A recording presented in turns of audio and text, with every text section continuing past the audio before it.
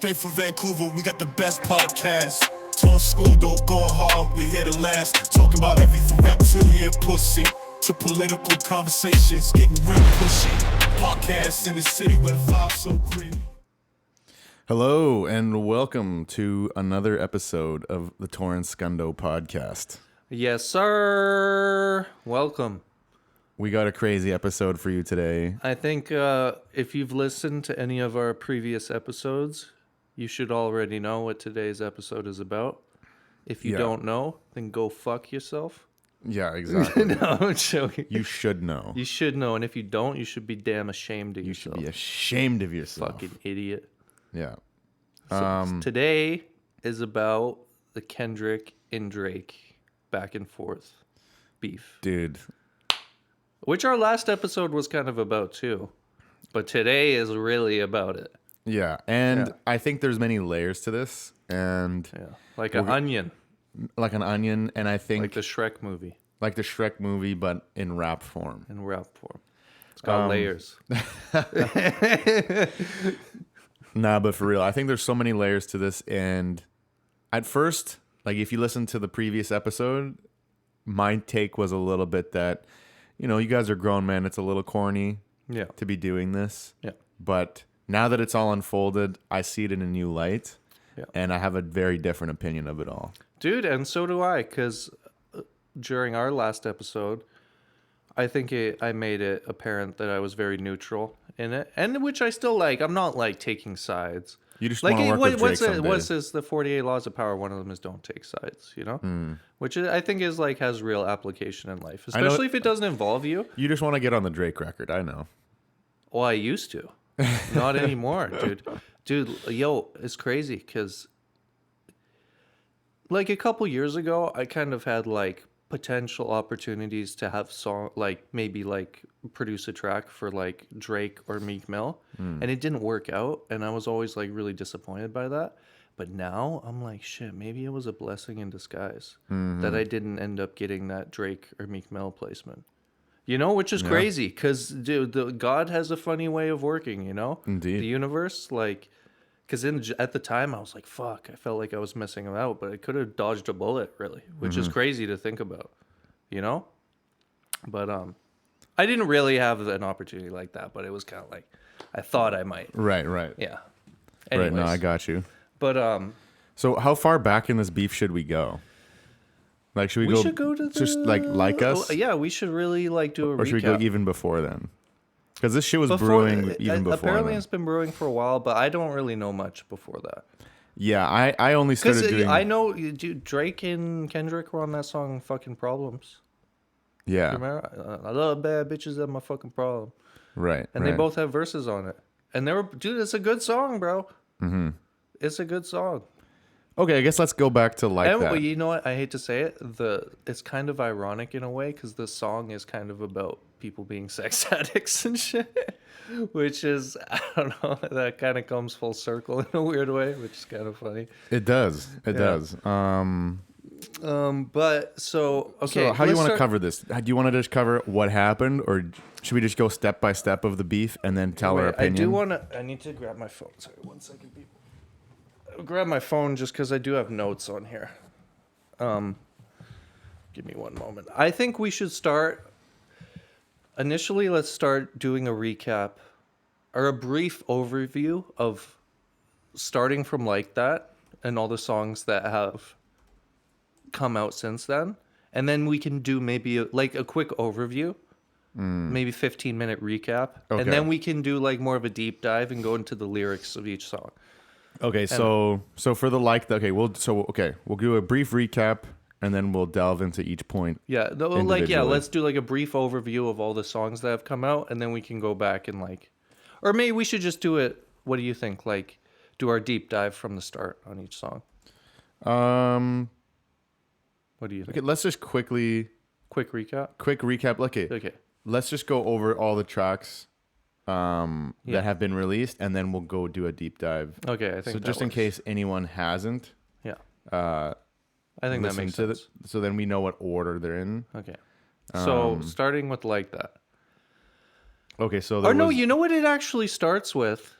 which I kind of forgot, I had to hear someone else say it, is the first person shooter song. Right. And to be honest, bro, as someone who's like enjoyed music, for like J. Cole was like my favorite rapper, like growing up. Like I like damn near idolized that guy. I probably like have his whole albums like memorized. Really, J. Cole. Yeah, bro.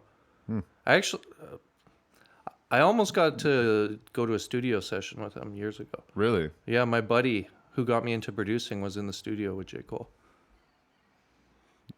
So this one is not being recorded. Only you can hear it, right? Yeah. We don't need to listen to it. Anyway, so that's So J. Cole, he has a bar on it. What's the bar he says? that's kind I of. think he's talking about the big three. Go to Genius lyrics. I think we're going to be using the Genius lyrics a lot for this episode. So yeah, shout out Genius. We're Yeah. going to be using Genius a Rap lot. Genius or whatever. So, Jamie, can you pull that up? Yes, Jamie. I'm Jamie. Thorun is Jamie. I am Jamie. You should know this by now. Okay, so it's big as the what? Big as the what? Big as the Super Bowl, but the difference is it's just two guys playing shit they do in the studio. Okay, so for the record, I don't think I finished my thought. I didn't like this song at all. I think didn't it's really terrible. like it either. I think yeah. it's terrible. Like the beat and like the rap, like something about the delivery, it just doesn't do it for me at all. Like, you know how you can like block tracks on Spotify, or I use Tidal? You know how you can like block an artist or like block the track? Yeah. I blocked this track because it kept coming up in my mixes. I'm like, I don't fucking like this song. So the track is blocked. It won't come up on my streaming thing. And I'm a big J. Cole fan. And even like, you know, Okay. I feel like I got to like state this with context now. Yeah. But I have been a fan of Drake's music leading up. Yeah. I feel like it's weird to say now. Yeah, that's like it's almost being- like you got to give like a preface for saying that now. Yeah, I feel like that's saying you're like a No. R. Kelly fan. No. Well, hey. He's got Remix to Ignition. Pretty good track. It's a good track. Or I Believe I Can Fly. yeah. Or what's the one where he's like the slam poetry one? Or Trapped in the Closet. Is that the one where he's like... Or he's trapped in the closet. No, and where there's he's like talking about the breakup and shit. Like, Oh. it's like not really a song. It's like a play. And he's got like a 6 parts to it. Oh, and he's like, and I said, fuck you. Yeah, like it's like a That whole was a like good one, story. too. It's so funny. But I like Trapped in the Closet too. I can't even remember That that. one was like a feature length film worth of songs. Yeah, that's it. That's Oh, what I'm okay. talking about. Yeah. Yeah, that one's good. Yeah, that's so dumb. But anyways, okay. What were we saying? Right. Okay. So, first person shooter. Yeah. This is kind of where the beef really started brewing. Yeah. For- And what's the bar that he said something I about? pulled Big it up Three? here. Okay, so I'm naming the album The Fall Off. It's pretty ironic because it ain't no fall off for me. Still in this bitch getting bigger. They waiting on the kid to come drop like a father to be. Love when they argue the hardest MC. Is it K-Dot? Is it Aubrey or me? We the big three like we started a league. But right now, I feel like Muhammad Ali. Huh? Yeah. Huh? Yeah, Muhammad Ali. Okay, that's pretty much it. Yeah. And those are the damning words. Well, you know what's crazy about that is from J. Cole's perspective. So apparently they were trying to get Kendrick on the song. Apparently they reached out to get Kendrick on the song. That's what I heard too. So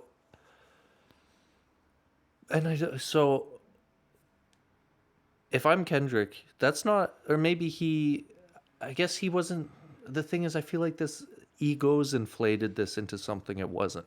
Yeah. Because J. Cole calling Kendrick, Drake, and himself the big three, like, he didn't come up with that. People have been saying that. Yeah. And if anything, that's kind of him giving a bit of praise to Kendrick, being like, yo, like, we're the top dudes. Mm-hmm. But I think Kendrick was coming from it not like in a fuck you way, but in a like, no, I'm the best. But that's not like even what's I feel like Kendrick's Control verse years ago, where he's like, he lists like all these rappers like Drake, J. Cole, ASAP Rocky. He's like, I got love for you all, but I'm trying to murder you. Right. Like, just on some like super competitive shit. Like, Yeah. And dude, that's healthy competition. Like, dude, I feel like when you and me go for runs, or like if we're hitting the gym together, like it's a friendly competition. It's like, no, I'm the best. No, I'm the best. No, Yeah. I can do more push-ups than you. No, I can. It's not like fuck you. It's like you just gotta have that like, no, I'm the shit Yeah. mentality. And when two people have that together in the friendly competition, that's good because you motivate each other. And I think that is at the heart of hip hop a It little is. bit. And I think that's the part people missed initially a little bit. Yeah. Well, I think even with Kendrick with his Like That record, where he says fuck the big three, it's just big me. I don't think it was really, I guess he said fuck. I think it was just like a more like I'm the shit. Like, Yeah, no, I it's just me. pulled it up. You know, like I don't think it was Climbing- necessarily fuck you, even though it's hard to, I guess it's how you take it. Climbing 100 mil in front of me, and I'm gonna get it even if you're in the way. And if you're in it, better run for Pete's sake. I heard the barbershops being great debates all the time about who's the best MC. Kendrick, Jigga, and Nas, Eminem, Andre 3000, the rest of y'all. Don't get involved, and I ain't rocking no more designer shit. White tees and Nike Cortez. This red Corvette's anonymous. Anyway, so like he kind of calls him out there. Yeah. I'm usually homeboys with the same guys I'm rhyming with, but this is hip hop, and guys should know what time it is. Yeah, see, that's what, that's the thing is he said we're homeboys, but at the end of the day, it's like, when it comes to the track, I'm trying to. And that goes for Jermaine Cole, Big Crit, Wale, Pusha T, Meek Mills, ASAP Rocky, Drake, Big Sean, Jay Yo, Electronica, Tyler, dude, that's- Mac Miller. I got love for you all, but I'm trying to murder you guys. And that's control. That's the control Yeah, verse. yeah.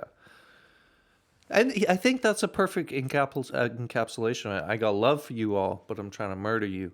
Like, and that's like, dude, if I ever hop on a track with anyone, I'm trying to have the hardest verse on the track. Mm-hmm. It's not like I'm like, oh, I'm going to dumb down my verse to make it like our verses are more even.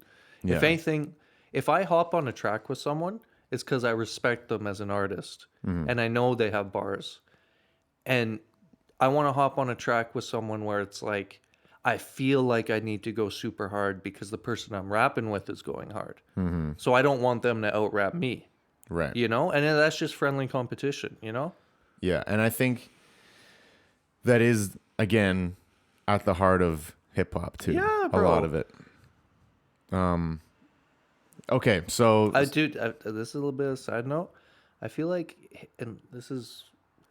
hip hop is kind of inherently like not. I feel like there's a lot of similarities between hip hop culture and not capitalism, but like that competitive like nature. Because it's not all like, oh, like we're all equal, we're all like lovey-dovey, we're all the same. I don't want to make someone feel bad, so I'm gonna dim my own light. Like Well, it's very much the opposite. but right? and I want to touch on this a little later when we get into the more recent stuff that was been said in the beef. Yeah. But you have to think about, hip hop was born in New York, Yeah. primarily, and I mean Super it was competitive. Yeah. So it's a big city. It's inherently capitalistic and competitive. But the people who were producing this initially were people, African Americans who were in difficult situations. And you needed to have this kind of mentality to be able to survive Yeah. and overcome the great obstacles that were and in your dude, way. even just the idea of achieving greatness, like achieving great heights. It's like Well, to become achieving that rich and against powerful. all odds. Exactly. Because the system was stacked against them. Exactly. So if you're not over the top competitive and you don't have that mindset, you will get eaten you'll up. get flattened. You'll get flattened. Yeah, you get rolled over by like other people where you had to have an edge to you to survive. Exactly. And Yeah. I think that's the part that's a little overlooked. So that's a good perspective. And I think that definitely applies to the West Coast as well. And so when, the hip hop got to the West Coast, they're experiencing similar situations there, just with a different flavor a little bit. But You know what's so crazy, bro? This is another East Coast, West Coast. Because Toronto's only, like a 2-hour drive north of New York. true. Bro, like, I think people a lot think just because it's Canada, it's the north versus some. bro, this is East versus West. But at the same time, though, I guess the East Coast isn't rocking with Drake like Yeah, that. they're not rocking with But Drake. if you think technically, like geographically, kinda, you know, even though it's not like labeled like that, I think it is that. But anyways, I feel like we're getting a little so like that. Okay, so then on the like that verse, So I guess, if anything, you could say it probably started with the Control verse. it kind of, I think it started with Because the I control. think I did hear Drake felt some type of way about that verse. Where I don't think other people really did. They got it. They But I got think it. Drake, I don't want to speak it, but I think he does have a bit of an ego. Oh, 100% he does. No, but like a little bit like sensitive, like can't take negative criticism. Like Yeah. I get it's sad because I think like I get in a way. I think some people like maybe on a certain level, everyone has that desire to be like liked by everyone. Yeah. You know, and I think that's kind of the thing with Drake is I've even heard him talk about it before, like him realizing that not everyone's gonna love him, you know. And I think it's like natural for people want to have approval from everyone, but it's just not gonna happen. Yeah, it's not realistic. Like if you're gonna stay true to yourself and what you believe in, some people aren't gonna like you. And that's the thing. It's like if you can't be liked by everybody. No. Because if you try to be liked by everybody or you try to please everybody, then you'll end up pleasing no one. And it'll backfire. Yeah. Yeah. And you'll just seem like a fake chameleon. So I think, like maybe this all really did start with the Control verse 10 years ago where Drake really felt a certain way about it. Yeah, and then, taking subliminal shots I think at people I after think, that. I think there's been a lot of subliminals back and forth towards each other that I think a lot of people just didn't catch.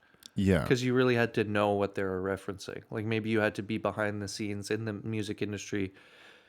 Because they're referencing shit that like maybe literally only someone like Drake will even know about. Yeah, exactly. Like you're referencing about like maybe a restaurant or a girl's name or something. Just a thing that like even people close to Drake might not even know about because it actually happened to Drake. Yeah. He caught that reference, you know? I mean, I'm not going to lie. I have to watch extensive breakdowns of this to be able to go down the rabbit hole far Bro, enough to understand. Like even like the there's Chinese restaurant and this and that. There's so many layers to it, especially even on Drake's side, like a lot of his references and like I'm big in Japan. I don't get what's that. Well, that line's referring to like this. I think Future was with this. I think one of his baby mamas or someone he was dating is called Tokyo. That's her Instagram handle. Oh, Like I'm like that's big fucked in up. I'm like big in Tokyo I don't think because he's like to me, that- he's fucking Tokyo. I think Drake deals with a bit of hubris. Definitely. A bit. No, Okay. because bro, if He's it's a one thing if fucking- you fuck one guy's bitch, but from what it sounds like, Drake is fucking everyone around him, girls. Can't keep this motherfucker around your No, woman. but that's like Or your dude, daughters. you're breaking the bro code. You know, like if all your Consistently. like, how are you gonna do that to Future? How you gonna do that to the Wayne? Weeknd, to the Wayne? Like, at a certain point, if everyone is turned on you, it's got to be you. Yeah. Like people like to create the narrative of like, oh, they just hate him because he's winning, Yeah, I don't know which about is that. like, yeah, maybe you could make an argument for that, but like, say for example, like if all your friends were like, yo, fuck you, like I hate you, blah blah blah. At a certain point, you're gonna be like, yo, what did you do? Yeah, what did you do? What have you been doing? You know? Okay, before we go further, I'm just gonna quickly list the track names. We probably should have done this immediately. So Okay, it off starts the with top. Control, and then after Control, then like let's just skip to First Person Shooter. Yeah.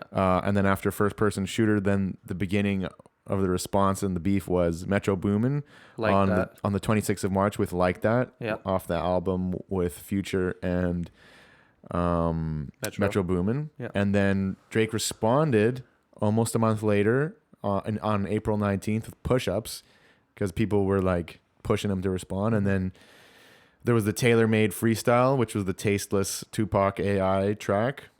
Not good. Not good. So we kind of responded to that one already. And then on the 30th of April, Kendrick responds with Euphoria. Absolutely devastating track. Yo, and you know, And then, oh, sorry, keep going. Yeah, 616 NLA after Euphoria. crazy. Doubles down. And then Drake responds with Family Matters. And then less than an hour later, 30 minutes later, Kendrick responded with Meet the Grahams. Yo, And- it was. I think, I think it was 15 minutes. It was between 15 and 20 minutes. It was wild. I remember watching it happen live. I was like, You watched it happen live? Yeah, I was chilling with Cal, and I'm like, dude, he just dropped. Were you again. watching the stream or? I wasn't watching the. No, you texted me. Oh, I texted you. I texted them both to you right away. Yeah, first you texted me the one. You texted me Family Matters, I think. Yeah. And then I'm like, I was chilling with Cal. I'm like, yo, like. You're bopping to it?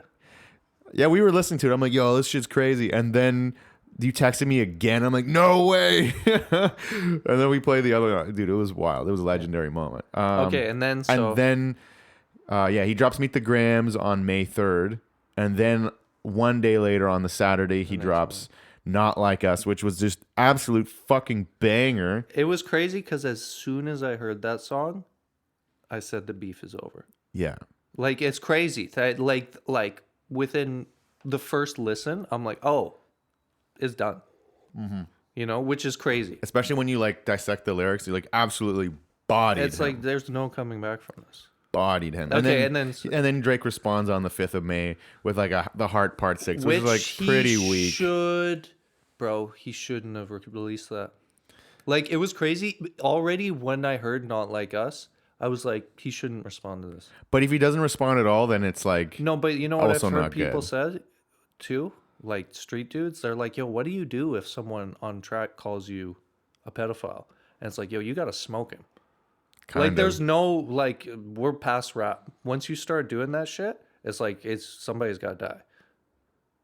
And I mean, Drake's place did get shot up. I don't think it has anything to do with Kendrick. Okay, I want to get into that. Too. No, because I did a bit of research on that. I think but the Heart Part 6 was fucking a limp response. It was so weak, and it was just like it was sad. And dude, he wasn't on the offense anymore. I don't know if it was you know just that like he song. was like just covering up at that point. It was the rap's first defense track. Yeah, yeah. It wasn't a diss. It was like a defense track. Trying to save face, and he's just like the beat running. was weak. The delivery was like he sounded defeated. It wasn't like aggressive. No, because that was my criticism of Euphoria. Was like it's a little like I want him to like, you know, like really fucking go in, and bro, he did that because even push-ups. He was just laying the groundwork. Yeah, and then even push-ups was kind of like okay, like it's kind of like he's got that. It's like that dog in him. Like he's energy, like, yo, let's get it. Where Not Like Us, he like completely over delivered with that. It's I was like, this is what I was talking about. It's like if Jake Paul actually was like, oh, let's fight a real boxer, bro, and then like you fight a real boxer and you like get your ass kicked. Dude, Kendrick is rapping. Like I was thinking about when I'm here, I'm like, he sounds like he's killed people before. Like the way he's like talking, he sounds like someone who's like knows what it feels like to kill somebody. Mm-hmm. You know, or he's rapping like he wants to kill Drake. He's like, yo, you gonna die. Like I'm gonna kill you. Yeah. Like, which is crazy. Like, cause dude, Kendrick, like, you know, Good Kid, Mad City, he's like got songs about like doing drive-bys and shit. Mm-hmm. Where like, maybe he wasn't the shooter, he was in the car, bro. But like, bro, that's like, dude, that's a hell of a lot. Like Drake he doesn't know anything about that. Yeah. Like to even be like, even be the type of person that's in the car with someone while you commit a murder or something. If you're the driver or just there in the passenger seat, and just, like that's a different. That shouldn't type be of person. discounted. Yeah, not to try and glamorize that. But Kendrick doesn't glamorize it. No, and I think that's an important thing to say too. He makes it, like authentic and talks about like the struggle of it. Yeah, it's just cut from a completely different cloth. Exactly. Like even I'm just gonna. This is kind of like a little bit of a. Like, you know how on the Family Matters song, Drake is like, you know who really banged the set? YG. You know who really banged the set? CB or whatever, you know? Mm-hmm. Like, hearing that, it sounds like such a, like, surface level or, like, stereotypical idea of what gang banging or gang culture is. Mm-hmm. Like, someone who really doesn't know, like, oh, bang the set. Like, I don't know. I'm not from LA, so I don't want to, like, speak out of tune. But it sounds like someone who's, like, completely removed from that, trying to, like, act like they know what it's about. Yeah. Where, I think Kendrick is like, bro, he's born and raised in Compton, has the city on his back, like, stamped. Well, and that's the thing, too. I think people need to do a little bit of research. It. He, like, is, like, flowing through his blood. Like, yeah, because if your family members are gang members, then it is an intimate part of your Dude, life. Drake got older and decided to hang around gang members. Like Kendrick is probably like his uncles, his older brothers, his cousins, like since he was a child. Like, And I think that's the thing is, if you're a child and it's not by choice, yeah.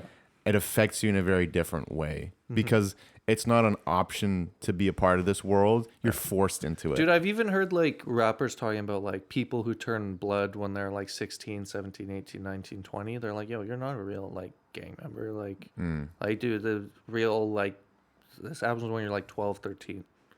You know? Because usually your direct family is. Yeah. And it's like, this is just what we do. Yeah. And I mean, that's probably the more extreme examples, but I think there's levels to it. And I just want to preface this. We're both Canadian. Yeah. We both like appreciate hip hop culture and stuff. But we're both Caucasian. Yeah. Well, Thorun is mixed, Latino. I'm half Latino, Yeah. but it's still like I'm born and raised in Vancouver. Yeah. So like we don't want to act like we're speaking of like from a place of like of deep knowledge. no, this is like our base Internet level research. understanding, and we could be wrong. Yeah. You know, we're not certainly trying to could be. like act like we know LA street politics by No, any means. no. But we're just giving our perspective on our understanding of And I think I will say though, I think that we appreciate that it's more complex than something surface level. Yeah. And we've, tried to do his research, especially as a hip hop fan, do research over the years and take a deeper interest in it. Yeah. And dude, you know what? not just look at it as the surface. I was thinking about this right as I was putting on my shoes to come here, but it's like, what do you identify with more, the West Coast or Canada? Because we are on the Honestly, West Coast. West Coast. We are on the West Coast, and the West Coast is a thing. Yeah. Like we are like a mile or two from the water, Yeah. or If that. not even. Like Yeah. we are West Coast, Yeah. and it is different. The whole West Coast, you go from BC all the way down to fucking Los Angeles. Like it's the West It's Coast. the coast. Yeah. I feel like there's an energy. So what are we closer to, Toronto or LA? I feel more Culturally. identified with West Coast. Even though we're in the country of Canada, Yeah. culturally, Vancouver is the West Coast, I mean, yeah. I mean, which is is people call it Hollywood North. exactly. So it's the weed, the weather, the women. Mm-hmm. It's that Kendrick song, "Women, Weed, and Weather." Lots of Botox lips. Less nowadays. People are Yeah, let's more not. BBLs. I mean, you do you. Yeah, I'm not I trying to don't talk like shit. BBLs. I like natural. Me too, but I mean, I don't. It's their body; they can do what they want. Anyway, I that's like besides. BBWs. Not BBLs. Yeah, send them his way. Okay. Let's so- get back to the track. Okay, so on. Okay, let's get back to like that. Like that. So on like that, these guys talking out of their necks. Don't pull no coffin out of your mouth. I'm way too paranoid for a threat. Should I just go through the whole thing? Yeah, sure.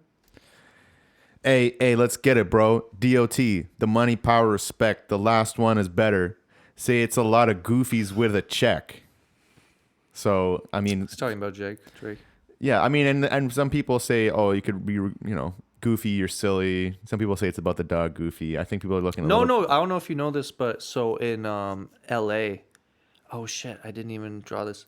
So in LA, oh no, it's weird. One of the worst things you can call someone is weird. Like, you know how I guess in Vancouver, that's one of the more offensive things you could call someone is a goof. Yeah. Be like, you're like, guy's a fucking goof, Like that's one of the more like offensive things. Man, that's some prison shit. Yeah, that's like one of the more offensive things you could call someone here. Yeah. But apparently in LA, one of the things that you could call someone that's like really offensive is a weirdo or weird. So I don't know if you know this Draco the Ruler. A lot, because I was hearing about this. You know how he died, obviously.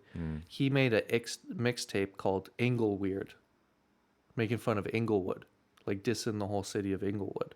Oh, shit. And he called it Ingleweird. Or it's like a mixtape or a song. And a lot of people were saying like that is kind of had something to do with him ending up getting killed. So I guess That makes it, but he's calling him Goofy. So I think it's just like, I think it's actually more offensive than people realize. Yeah. Anyways, keep going. I mean, I hope them sentiments symbolic. My temperament bipolar. I choose violence. Okay, let's get up. It's time for him to prove that he's a problem. Guys clicking up, but cannot be legit. No 40 water. Yo, Tell him.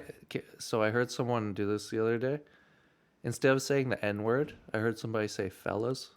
You want me to say fellas? I think it works because it has the same amount of syllables and it kind of rhymes. Okay, I can say fellas. Like it's a AS. Fellas clicking up, but cannot be legit. No 40 water. Tell him. Yeah, yeah. Get up with me. Fuck sneak this and first person shooter. I hope they came with 3 switches. So directly referencing Was first first shooter. person shooter a sneak diss though? I don't know. I guess I haven't really. No, listened. I think Kendrick is saying he's not sneak dissing. He's Okay. directly calling them out. True. He's like, fuck sneak dissing. First person shooter. I hope they came with 3 switches. I crash out like fuck rap. This Melly Mel if I had to. Got 2 T's with me. I'm snatching chains and burning tattoos. It's up. Lost too many soldiers not to play it safe. If you walk around with that stick, it ain't Andre 3K. Think I won't drop the location? I still Do you got get that PTSD. reference, the Andre 3K one? I didn't think. Because you know how Andre 3K's been into hella the flute, so he walks around with like the big ass flute. Oh yeah. Yeah, walk around with that stick. Or even there's the one. Or this is just the rhyme scheme. I thought was hella impressive. How he's like snatching chains, like the chains, Snatching chains and burning tattoos. I don't know, just Burning someone. tattoo. It sounds aggressive. Yeah, It sounds intense. Like, I mean, obviously Kendrick's Yeah. is great with the pen. Think I won't drop the location? I still got PTSD. Motherfuck the big 3, fella. It's just big me, fella. Bum. What? I'm really like that. And your best work is a light pack. Okay. Stop right there. You know how I sent you that daylight disc? Yeah. Your best work is a light pack. Yeah. I think people didn't even. No. I didn't realize that until I read a comment. So apparently, Daylight used to write for Drake. Your best work is a light pack. Like that's a double entendre. Saying like your best work like ain't shit, but also your best work is like Daylight wrote it. Yeah. Which is. That's crazy. There's so It's- many double entendres, triple, quadruple entendres in Kendrick's music. That's like, dude, people might be dissecting this for years. I think so. Yeah, this is the type of songs where it's like years later, people are going to be uncovering shit. Sorry, keep going. I just want. Is a light pack. Fella Prince outlived Mike Jack. Prince outlived Mike Jack. Fella bump. For all you dogs getting buried, that's a K with all these 9s. He gonna see Pet Cemetery. Yeah. I didn't really get the Prince Mike Jack like. I get it because Drake tries to say he's Michael Jackson. But me personally, I put Mike over Prince. But that's like I think they're both great. Like we're both like amazing artists. Yeah. I mean, I feel like. Personally, I like Michael Jackson over Prince. Well, of course you do. You're white. Yeah. No. They're both black. Well, African descent. yeah. I mean, Mike looked pretty white at the end. Yeah, that's Fertalago, whatever you call it. He was definitely catering to the whites. No, he had the skin condition. He just started to bleach his skin because of the skin condition. Sure. Maybe, I don't know. Anyways, I feel like that's another angle one could take. Yeah. Which I think ties into something later. Okay, so anyways, this is Kendrick kind of directly taking shots at J. I Cole still and felt Kendrick. like it wasn't like. It's pretty I don't direct. think it is direct, but I don't feel like it was anything overly offensive. It wasn't offensive, but it was just him being like, I'm Yo, the shit. Yeah, like fuck, like Fuck shut the you, fuck up. I'm the best.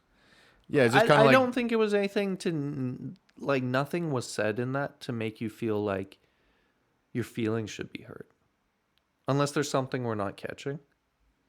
You know? I mean, I don't think it's offensive, but it's. I mean, he's just saying he's better. I don't even think Drake needed to respond to that. Like in hindsight, maybe this is all hindsight, just seeing where this is leading. Like, dude, As of now, so, I can honestly say. let's just go over this too, though. Okay. So about the Mike Jack line. Okay. Kendrick lets both rappers know that their legacies will not outlive his, comparing his body of work to that of Prince, who outlived Michael Jackson by just under 7 years. The two, while contemporaries of a pop music for the better part of 2 decades, had well-documented beef that spanned into the public sphere, just as Kendrick is now doing with his 2 fellow MCs. This also directly responds to Drake's boast in first-person shooter, where he compares his commercial success to Michael Jackson's. What the fuck, bro? I'm one away from Michael. Blah, blah, blah. There are notable parallels between the two beefs, which Kendrick may very well be invoking. Kendrick and Prince have been generally acknowledged to have deeper artistic value in what they produce, albeit a step below their contemporaries in popularity, while Drake and Michael Jackson have been 2 of the biggest pop stars in each of their respective eras. On top of nearly collaborating with the late artist, Kendrick likens himself to Prince on the Mask Off remix with Future, where Lamar says, "She said she broke down when Prince died. It's all right. Bitch, my hair down. Prince lived through me. I am Prince."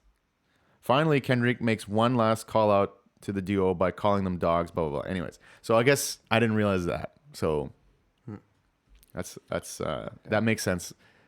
Like well. that, dude. It's a good song, man.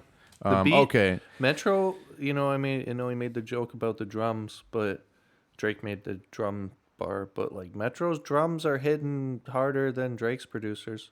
Yeah. Should we even go over J. Cole's? I think J. Cole released a response first. Oh, he did 7-minute drill. I think it was 7-minute drill. You know what? Let's not talk about the diss, but I think we can talk about because he took it back. But you know what? It's so funny how the mainstream perspective of J. Cole completely flipped. Because when J. Cole first apologized and removed that song, everyone was like, "Yo, you fucking pussy, you idiot, what are you talking about? You're not hip hop, blah blah blah blah blah." And now it's so funny, you read the comments, or like everyone's like, "Yo, we apologize." No, we're like, "Dude, we have to apologize, J. Cole. Like you knew something we didn't. You probably made the smartest decision of anyone in this whole beef."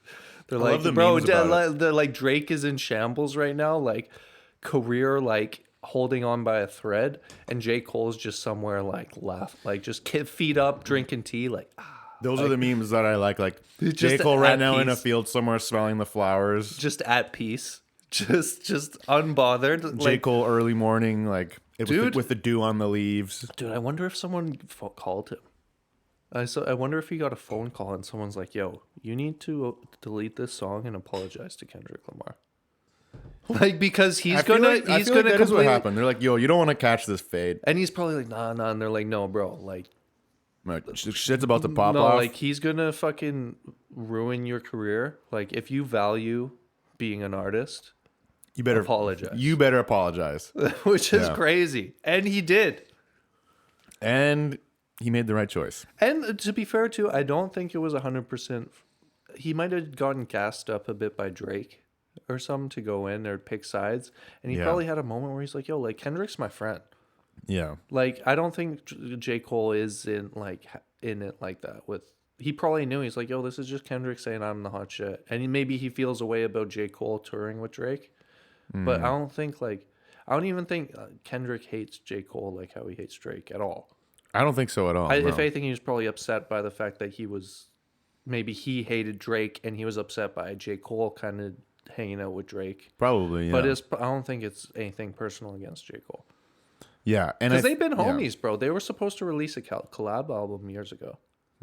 Yeah. I mean, I think they're definitely more on the same wavelength than Drake. Like real hip hop lyricists. Drake? Oh, shit. I'm supposed to be the soundboard. Yeah, you're the soundboard guy. No, pass it. Oh, fuck. He copied my whole fucking flow. That gets me through the phone. He copied my whole fucking flow. Yeah, exactly. Okay. Wait, sorry, I'm moving my shit around. Okay. Let's So where are we now? 7 minute. Yeah. Okay, so 7 minute drill was I the think first we've thing done our little that recap. happened, and then, like we said, it was removed. He apologized. Yeah. And everyone was Everyone's clowning making him. fun of him so hard. Like, oh, you fucking And bitch. everyone who has said that has had to completely take back their statement. And the memes are great. I love the memes Bro, that meme I sent you, of J. Cole, the J. Cole one. the Kendrick killing Drake one, the visceral one. Oh, that was fucked up. Yeah. Bro, it was fucked up, bro. It was hilarious though. Dude, so it's this like cartoon video of like Kendrick Lamar like stabbing Drake in the heart slowly with a knife. But it's so fucked up because he's like staring into his eyes and he's like whispering some shit to him as he's doing it. It's so visceral. And then he like walks down the stairs and J. Cole's there. I don't know what, J. Cole's on a fucking bike. And then he just like walks past J. Cole and kind of like turns his head and just keeps walking. Bro, it's so it was funny. intense. And then the song in the background, because that's the diss that Metro Boomin made to Drake, the beat diss, the BBL the Drizzy. BBL Drizzy. Oh my god, bro! This is the level I've never witnessed this level of disrespect in my life, Dude, it's legendary. dude. And I just want to say this, dude. I can't help but feel a little bit bad for. I guess it's hard to say if.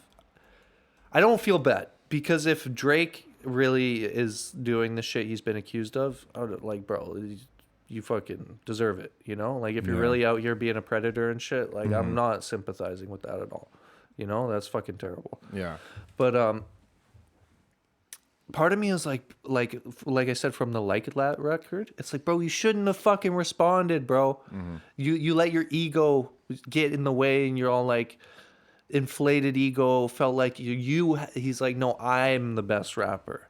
He really thought that. And it's like, really dude, thought that. you're not. Dude, he had a great career. He was like one of the biggest artists on the world. He was just on tour, world tour, sold out, released an album, was doing well. He should have just left it alone. He kind of got greedy. He could have. That's what I'm saying, dude. I think this is really like the story of Icarus.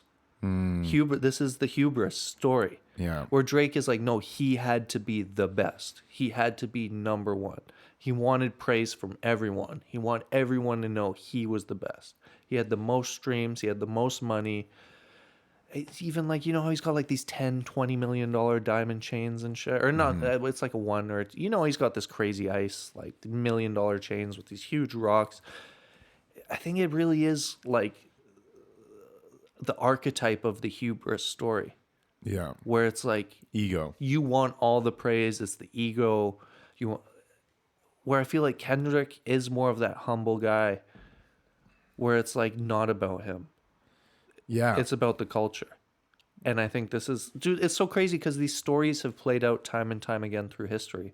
And I think people, they get all this power and they think they're different. They start to think they're even like on a the godlike figure in their head. And it's an archetype in human. Well, even on the Control verse, Kendrick says that he's rocking designer shit anymore. It's just YTs and the Nike Cortez. Exactly. You don't hear Drake saying that shit at all.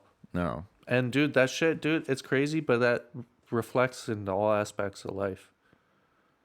Exactly. Okay, so let's read some of the push-ups. Push-Ups was a good song. When I first heard push-ups, I'm like, this is pretty good. I showed it to you. You liked it. Yeah, I'm like, I actually am not a big Drake guy personally. Yeah. Never been. But I heard this and it made me respect him a little bit. I'm like, It you know was what? good This is because pretty he was good. coming with that energy. He's coming with the energy, The although 808s. I'm out in Tokyo. Because I'm big in Japan. The thing I've noticed. Sorry, you keep. Okay, so should we just read some of it? Like, I don't remember any standout There lines. wasn't any.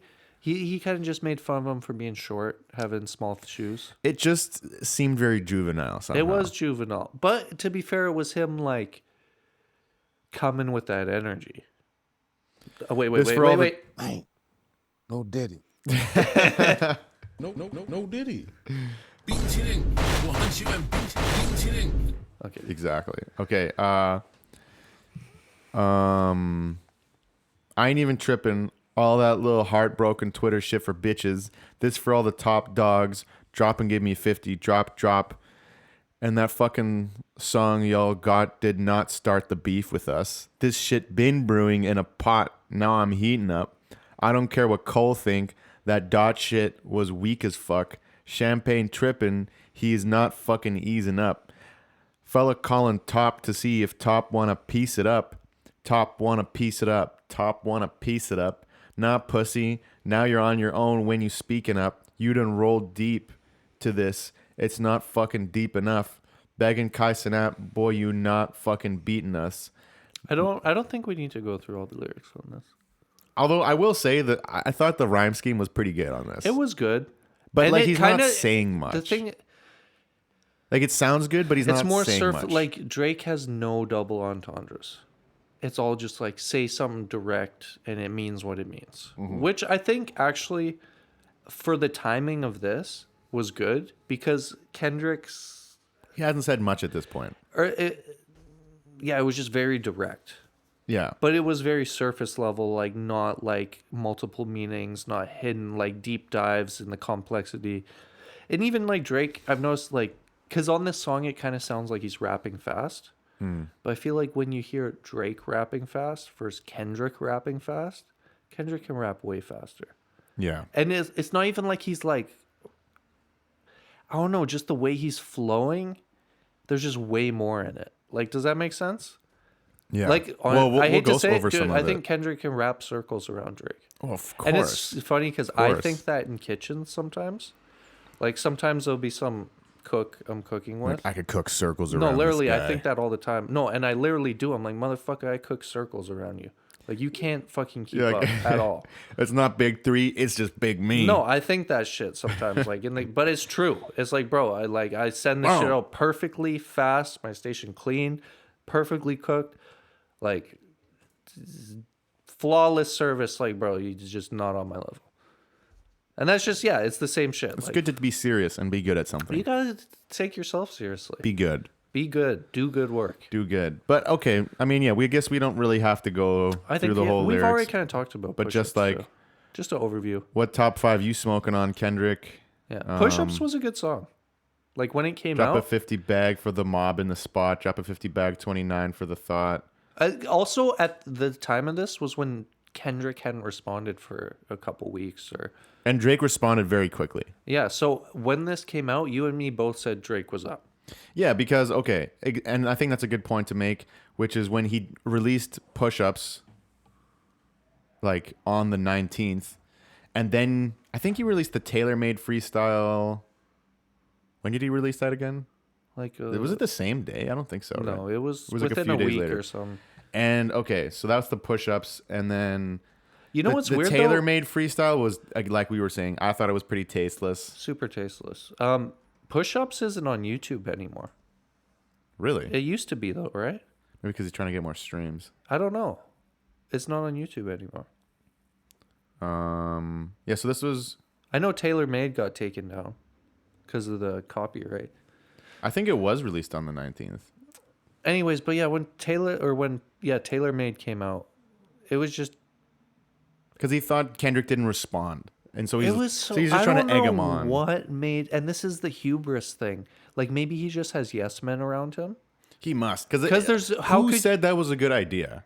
I know he must like. I think he's created this circle of people around him It's fucking, who but are they- just all. on It's like some where if Diddy- you want to on be, some Diddy shit where they're sucking him off. yeah, or like just like if you Yes, want to Diddy. be around Drake, you probably need to be a yes man. If he does something and you're like, honestly, bro, I don't know if that's the move, or I think you could maybe do it. I feel like he maybe cuts those people off. He's like, you're blacklisted. Yeah. You're never getting a Drake feature. Yeah, I mean, Where I get you want people who are like supporting you, like you want people who believe in what your ideas. I get that to a certain level, but at the same time, a real friend is someone who will tell you when you fucked up. yeah. You know, or like, Yeah. fuck, dude, you made that EDM song last week, fucking and I'm sucked. like, bro, I love you, but this ain't it, bro. Yeah, yeah. Where you've made tons of beats where I'm like, dude, this is fucking amazing. Yeah, we need that. Where with this one, We I'm need like, that. bro, this it could use a bit of it. Could Put it use in the some bin. work. And that's just me. It'd be, dude, if I said it was amazing, like I don't I would have know, been, yeah, you'd be like, bro, you're fucking lying. yeah, be like, I know this isn't good. you know, but you need that. 100%. And I think whoever greenlit this song, that's why when Kendrick says, oh, I have people at OVO working for me, OVO working for me, I'm kind of like, yeah, maybe. Yo, I want to 'Cause- get to that, bro, because I think I drew a connection. We're going to get to this after we do Dude, our we're recap. almost 50 minutes in already. Dude, I told you, this is easily 2 hours. Yeah. I've drawn a connection. I think I know what the shooting has to do with. Yeah, bro, we can't I skip, know. we can't skip ahead. Wait, I know, but I'm just going to Okay. I think I know some shit. Anyways. Okay. Yeah, stay tuned. It doesn't have to do with Kendrick. Stay tuned. We might have some juicy It details doesn't about the have to shooting. do with Kendrick directly. Okay, I guess we don't have to go through the whole eat all the lyrics. No. Only the ones that are important. Okay, so what we've But done... but it's weird how on the tailor-made freestyle, he's kind of like preemptively outing himself, where he's like, "Oh, like call him a bitch for me. Talk about him liking young girls. That's a gift from me. Heard it on the Button podcast. It's got to be true." You know what I mean? Like, it's kind of like on some 8 Mile shit where he's trying to preemptively talk about what Kendrick might diss him on, but it's like, dude, I don't know if that was the angle to take. No, not at all. So fucking... Okay, what... Okay, just to clarify, Drake, if this is true, by no means is the only person doing that. In the music industry, the movie industry. And you know what's funny? I think this does tie a little bit into that QAnon stuff. I don't believe that to that extent. But, dude, there's a big issue of young people being taken advantage of in film, in Hollywood, in music. Yeah. And this is a big, like, open secret in these industries. Like, if you work... Dude, my dad... This is just the tip of the Dude, iceberg. my dad works in the film industry. He works as a grip. I wanted to get into child acting ever since I was a kid. He said hell no, for that exact reason, because he knew kids would get abused and shit in film. Like, this is since I was like 10. My dad wouldn't let me do that because he knew that this shit happens. There's shady shit that happens. There's shady shit that happens, you know? Like, if your kid's gonna become famous, you're gonna... I think people get blinded by the lights. Yeah. But or they want to turn a blind eye where they're like, oh, whatever, it's all the money, power, and fame. They'll turn a blind eye to that, you know, sell out, compromise, or whatever.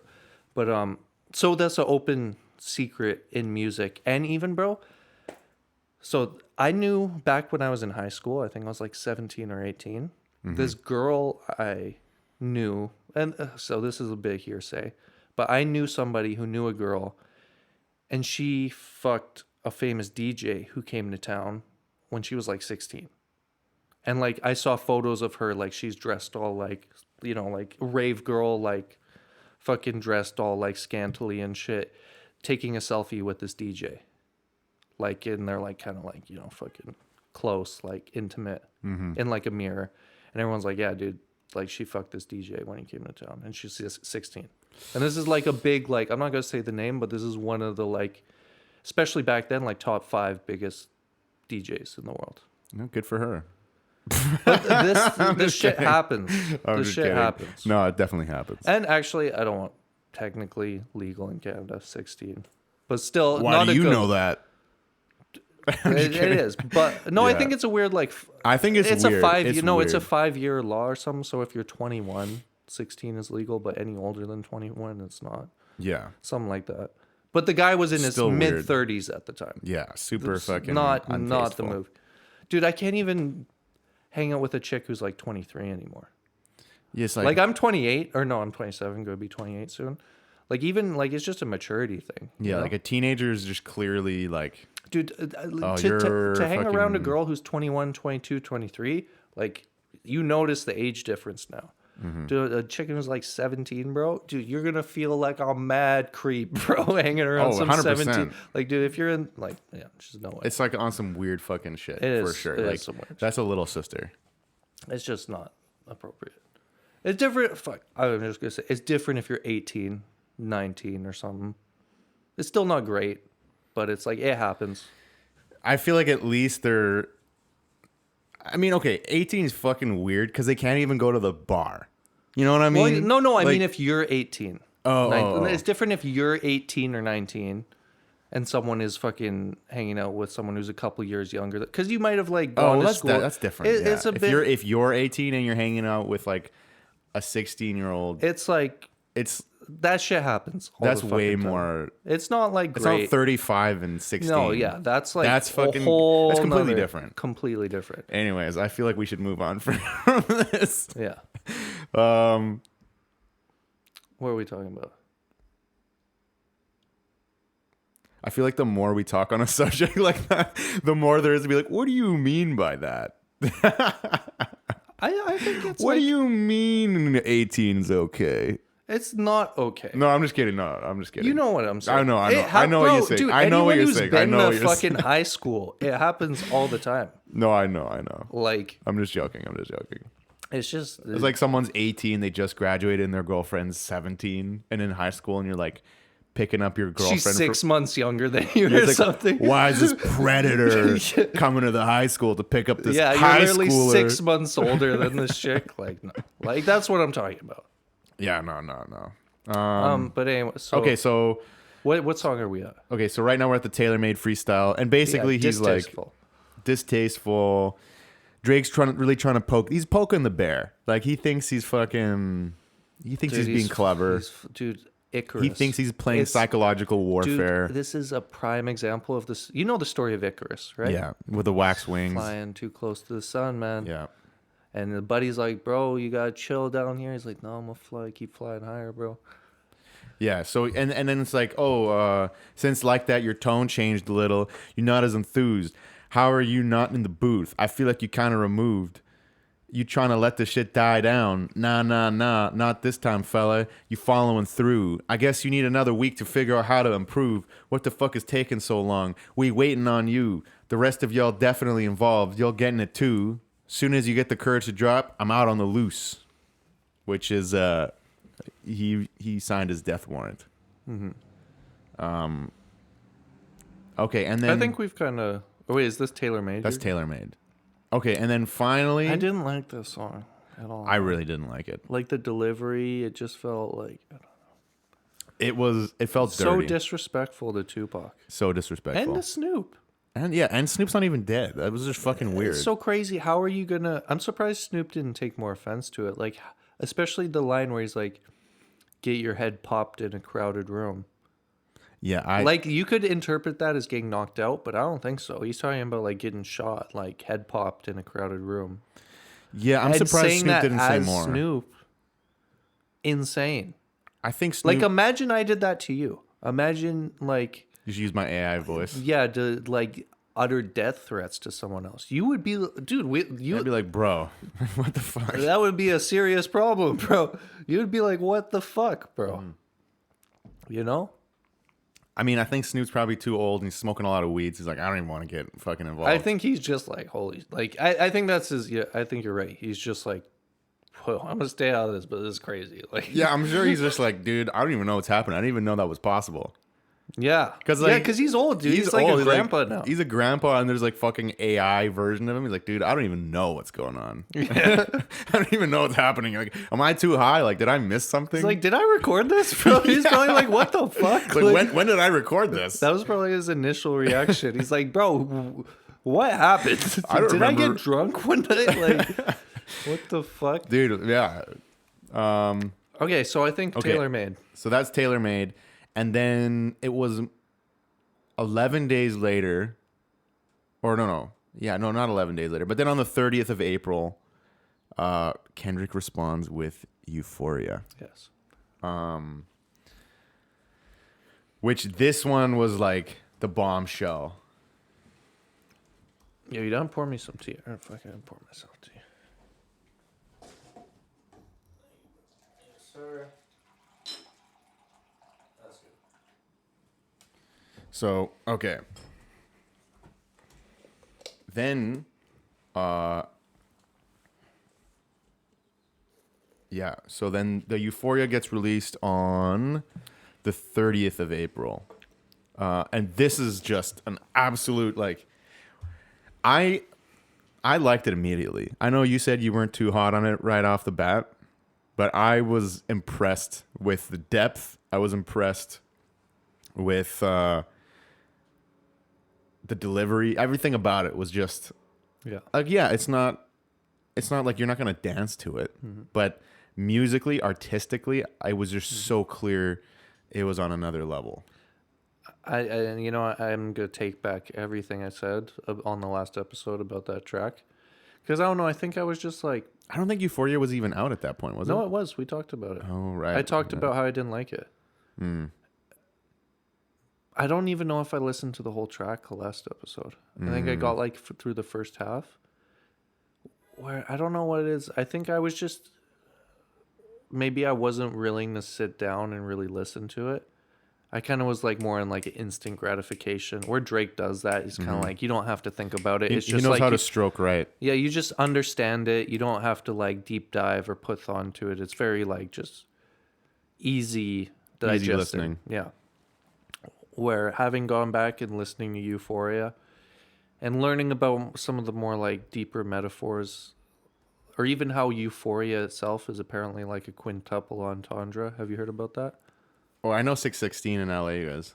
Apparently Euphoria is. Because Drake did that joke like, oh, you might gonna have to come with a quintuple entendre. He said that at the end of I think that was Push-Ups. at the end of Family Matters. No, he said that at the end of Push-Ups. No, I think that was Family Matters. No? Look Yeah. it up. You want to bet? All right, I'll bet. $5. $5. I got $5 in my wallet right Okay, now. $5. No, we don't got to shake on it. It's too far. Okay. I have $5 in my wallet Okay. right now. Dude, we just look up the push-ups. Okay. Just type in Drake quintuple entendre lyrics. Or something. Matters. Okay, it's on. I know it's on Family Matters. No. Push-ups. Or tailor-made. Oh, fuck. We already made the deal. I'm saying push-ups.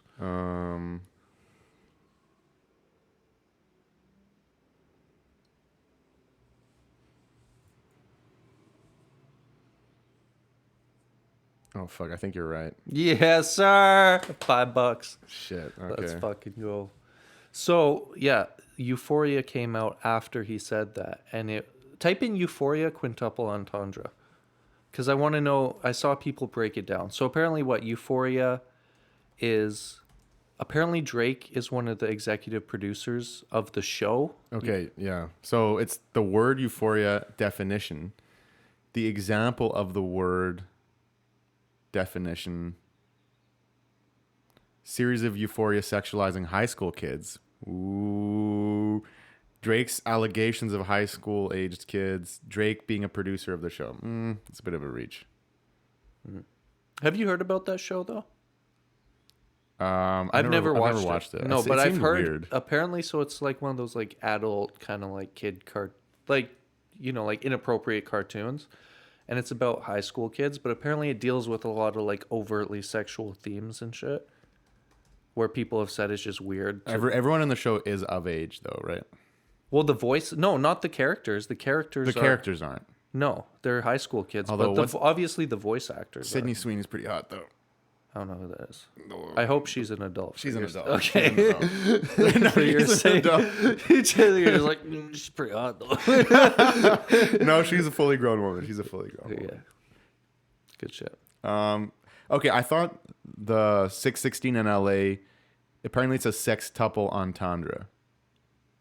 So it's 616 is Tupac's birthday. 616 is Father's Day. In Canada. 616 is various biblical scriptures. 616 is the day OJ tried on the infamous black glove. 616, Nicole Simpson is laid to rest. And 616, the TV show Euphoria piloted its first episode. Dude, how did 2019. Kendrick do that? And then recently, now, I mean, this is more, not when he wrote it wasn't as relevant, but 6/16, 2024, Kendrick is going to perform a concert in Toronto this year. Dude, Kendrick is a genius. Like, actually, dude, to do that, like, Dude, do you absolutely. know what type of Boom, dude, boom, yo, Dude. fucking hit it. Yeah, that was. 安全冰淇淋，电视速度与激情就。 Oh my god! But dude, literally, like, that's genius. Like, not even like so fucking good. Not even like over using that word, like actual literal pure genius. I think so. To the amount of like research and intellect, or just how could you imagine trying to sit down and do that with someone you're beefing with?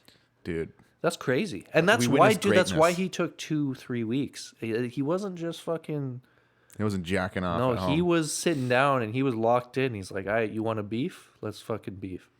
Dude, yeah, he was locked the fuck in. Oh my like, God. even how the beginning of it is, everything they say about me is true. Like Don't that, tell like in no reverse, lies about me, and I won't tell truths about you. Oh, dude, that was even- so ominous, like, bro. oh. Yo, can we? That's 616, right? No, I think that's from Euphoria. Okay. It's like, So where then are we? We're at, superpowers getting neutralized. I can only watch in silence. The famous actor we once knew is looking paranoid and now spiraling. You're moving just like a degenerate. Every antic is feeling distasteful. I calculate you're not as calculated. I can even predict your angle. Fabricating stories on the family front because you heard Mr. Morrell. A pathetic master manipulator. I can smell the tails on you now. You're not a wait, rap okay, artist. stop you're a that. scam Stop artist. there. Sorry, fucking. He said that before Drake had dissed his family. Mm-hmm. So he does have them all in the OVO camp. That's crazy. Is the part about this is you listen back to earlier songs and it's like they were already pre fucking whatever Preempting it, yeah.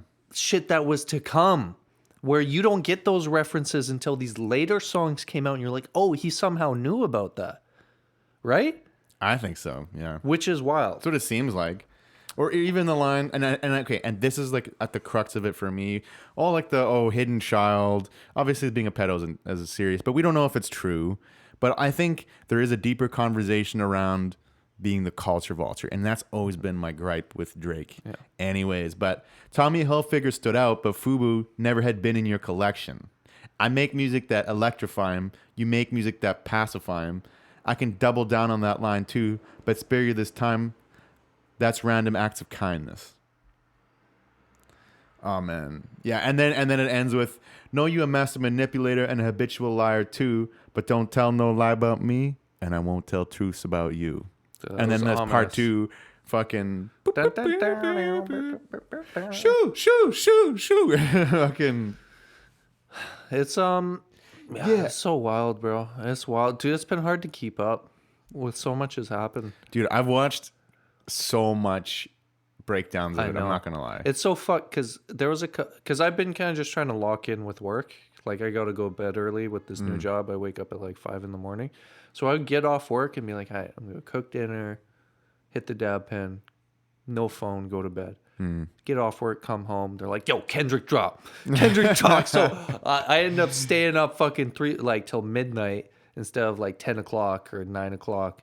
And I just can't stop fucking watching all this shit unfold. Dude, that and was then I'm me like, last okay, night. I need to go to bed. And it's like, no, Kendrick dropped. I'm like, what the fuck? Like, and then I'll get home from work the next day and I'm like, okay, no, today I'm going to bed. And I'm like, Kendrick dropped again. I'm like, oh, what the fuck? Like, and I just get all worked up. Like my heartbeat's elevated. I'm like, dude, I'm not going to sleep now. Like, Like, now I have to see what's happening. oh my God.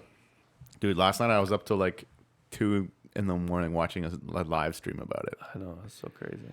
I think it's good we're doing this podcast because the last couple days I've been trying to find like videos of people like reacting and talking about it. And there's some, but actually I think a lot of the big platforms are scared, especially since this most recent diss track. I think they don't really want to talk about it. Yeah. I think they're kind of like, okay, this is a little bit too like, I don't know. I was watching a Well, YouTube video where they like the company people are now asking Kendrick to apologize publicly. Apparently that's not true. Okay. Apparently TMZ, there was that rumor going around, but TMZ debunked it. Okay. Well, fair enough. But I could say if you were like a big platform and you started to, I could see you getting sent to cease and desist by Drake's camp. Oh, I mean, Like for if sure, you're yeah. really openly discussing this on like a big platform, they might come out and try to say like defamation or something like that. Yeah. One of the lines I 'Cause really it's- liked yeah. was Yeah, Colin Aubrey. No, I'm a selfish fella. The crown is heavy, huh? I pray they my real friends. If not, I'm Y&W Melly. Yeah. I'm like, oh, that's fucking savage. I thought it was funny too, because on Like That, he made a Melly Mel reference. But Melly Mel, like, he's someone else, right? I think so. Yeah. He's not Y&W. I think so. When people first heard that, they thought he was talking about Y&W Melly. Yeah, Melly Mel. He's a different person. Yeah, it's a different person. So I think he kind of made that Y&W Melly reference later, kind of like to tie in the. Because people initially thought he was talking about Y&W Melly, not realizing that they're two different It's a people. different person. Yeah. Yeah. So there's But just so many. Oh, okay. We could go through the Euphoria track line by line, and we could talk about it for like 6 hours, probably. yeah. But okay. I do want to hone in on a few things. Like, I hate the way that you sneak this. If I catch flight, it's gonna be direct. We hate the bitches you fuck because they confuse themselves with real women. And notice I said we. It's not just me. I'm with the culture feeling. How many more fairy tale stories about your life till we had enough? How many more black features till you finally feel that you're black enough? I like Drake with the melodies. I don't like Drake when he act tough. You gonna make a fella bring back puff? Let me see if Chubbs really crashed something.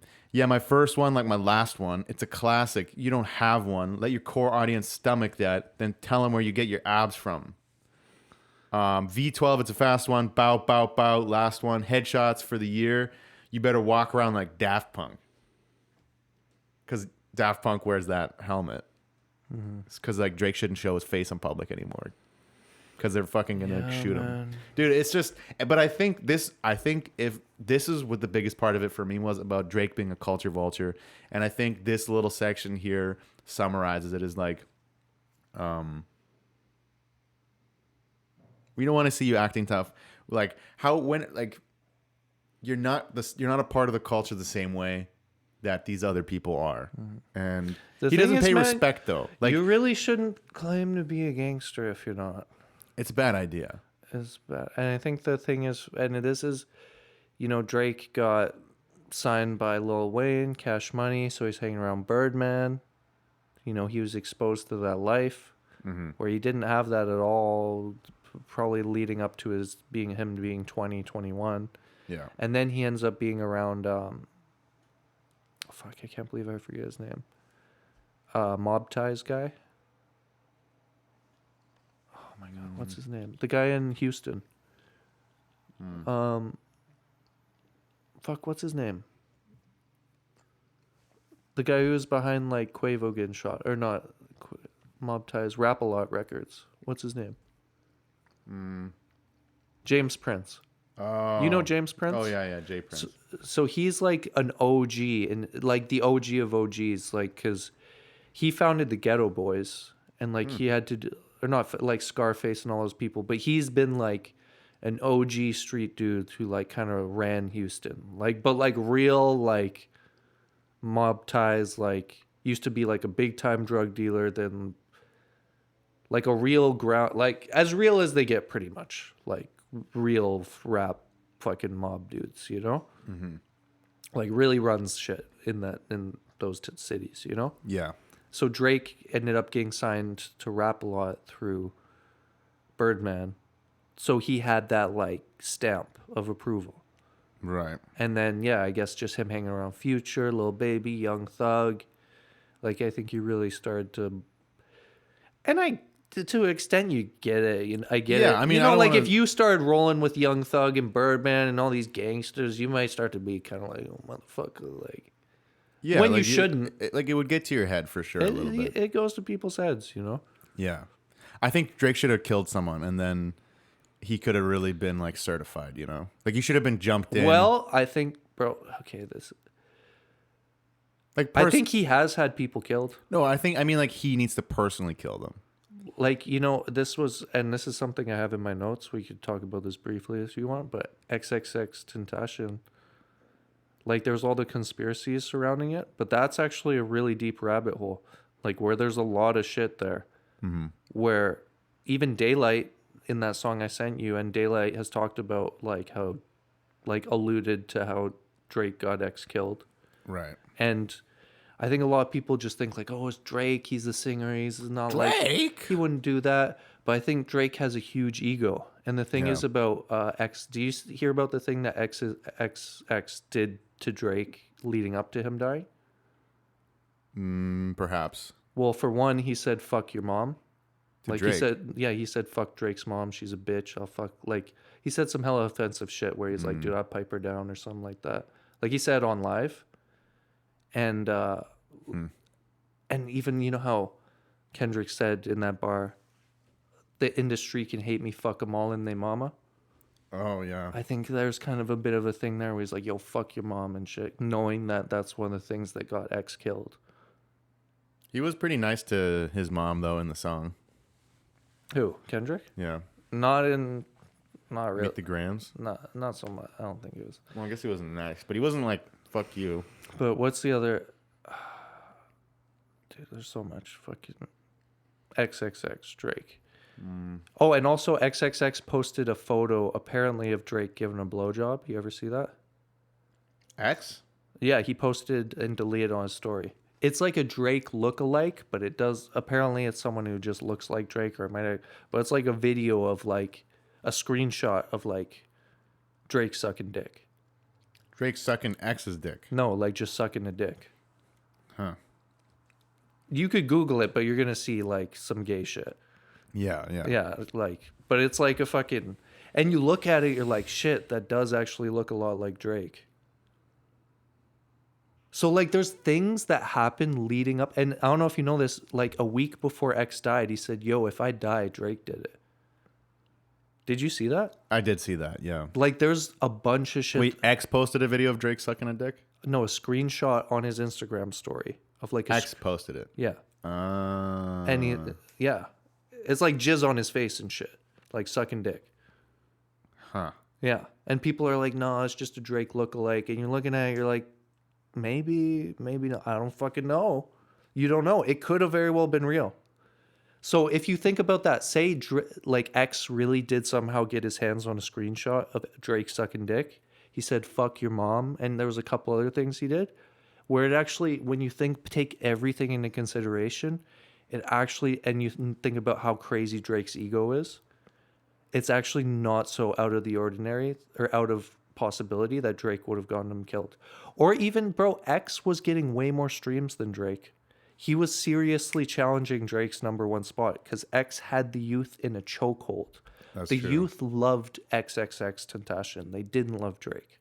That's true. Like everyone I knew, all my little brother's friends, XXX was Tupac. Like he was like their superhero.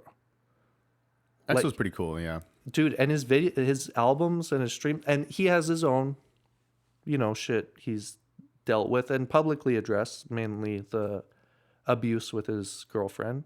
But What his did she do though? I'm just kidding.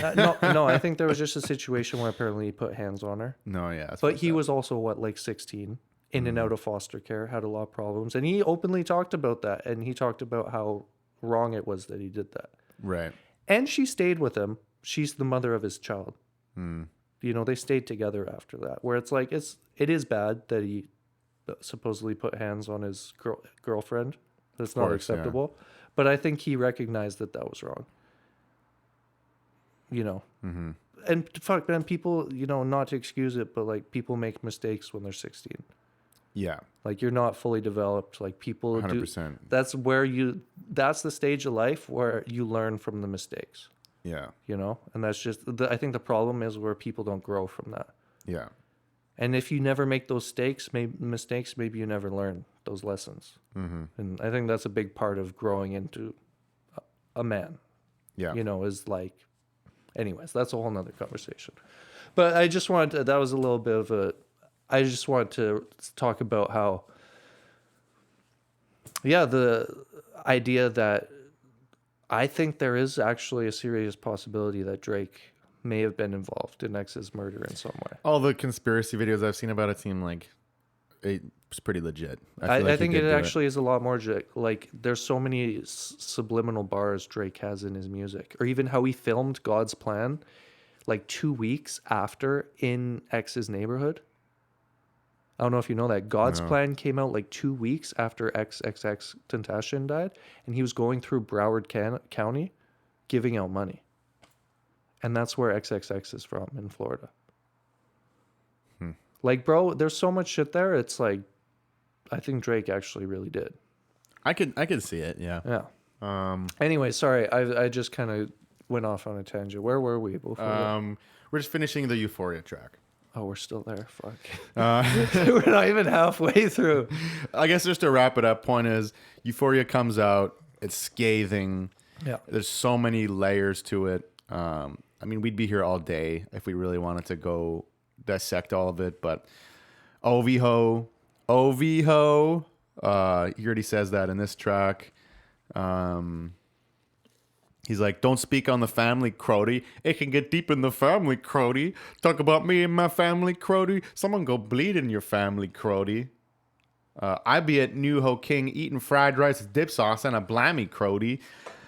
Tell me you're cheesing, fam.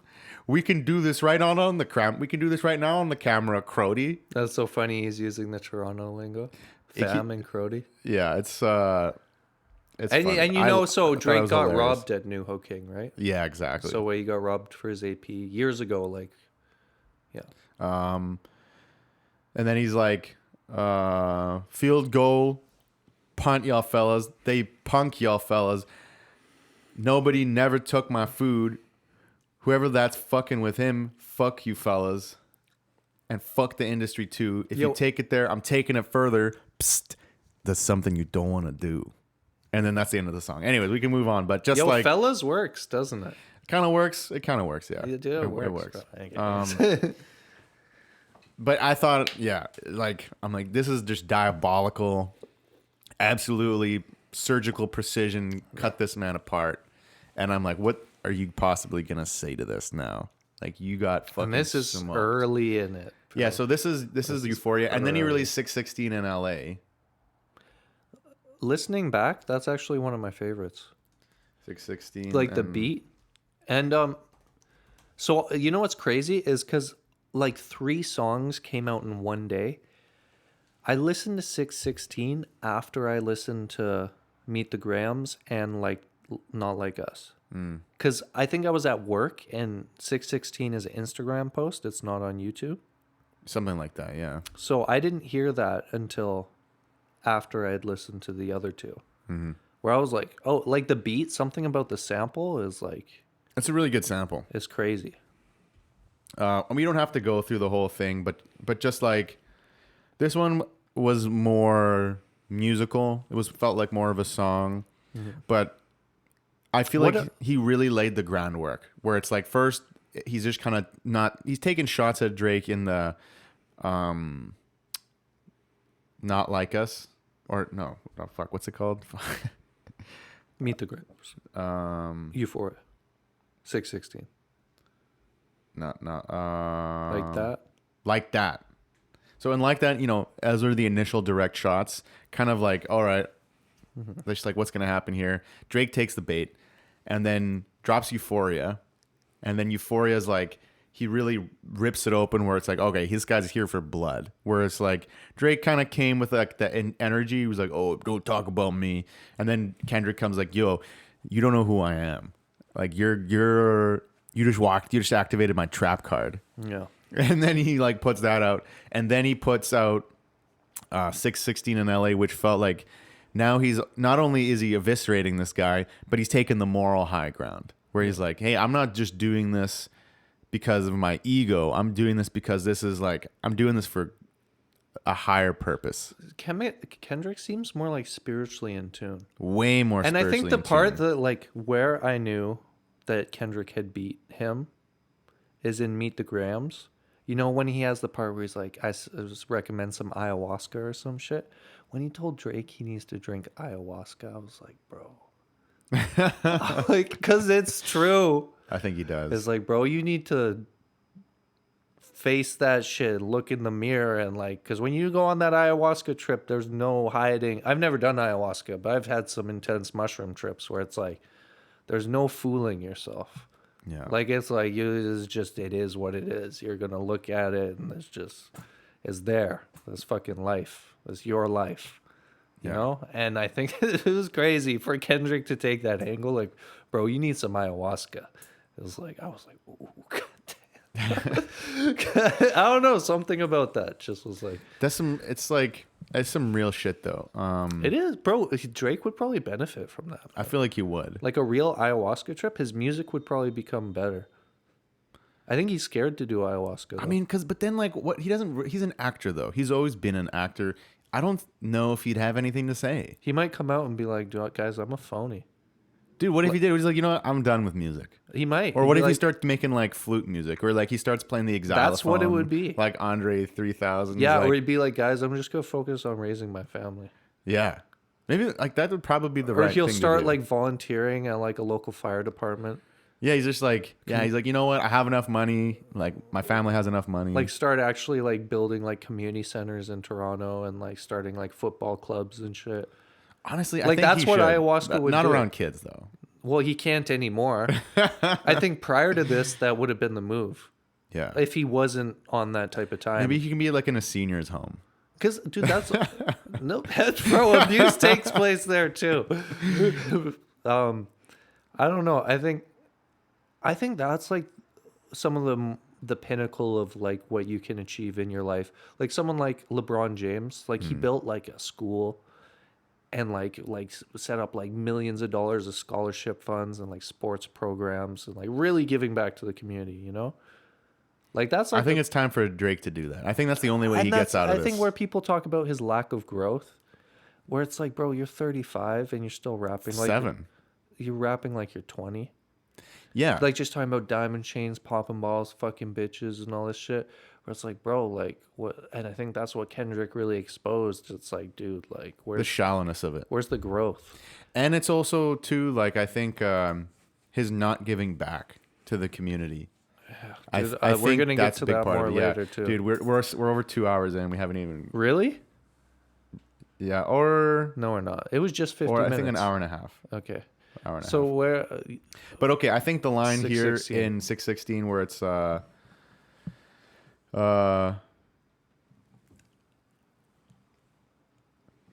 who could reach us? Only God could teleport this type of freedom.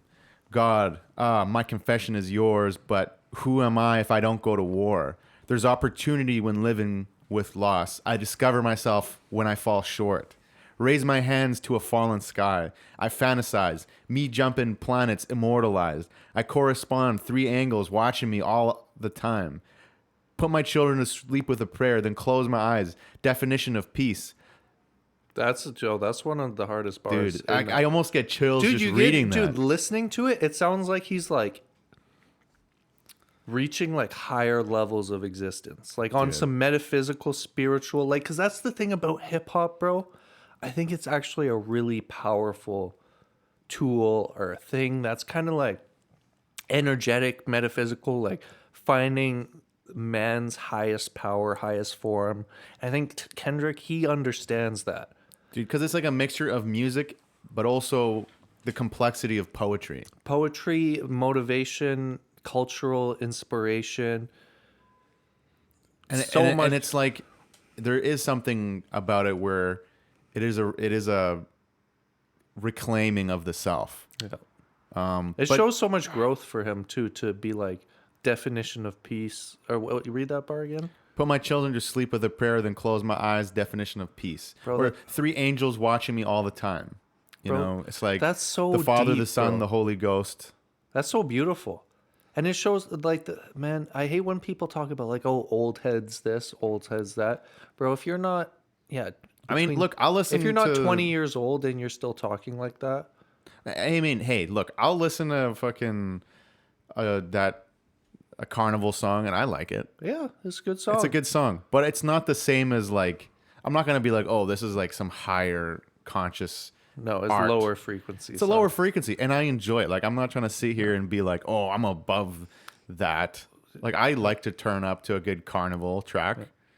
And but- the thing is, Kanye. But don't has- compare the two. Don't thing is- be like, oh, you're in the running for like the best artist or something like that. When it's like, dude, no, like your shit's good. Like, it's very good, but you are not on this higher vibration. Don't try to pretend like you belong here. You don't. You make like if you own a fried chicken restaurant, don't be like, oh, we're the best restaurant. It's like, Like, sure, like, do I love fried chicken? Of course.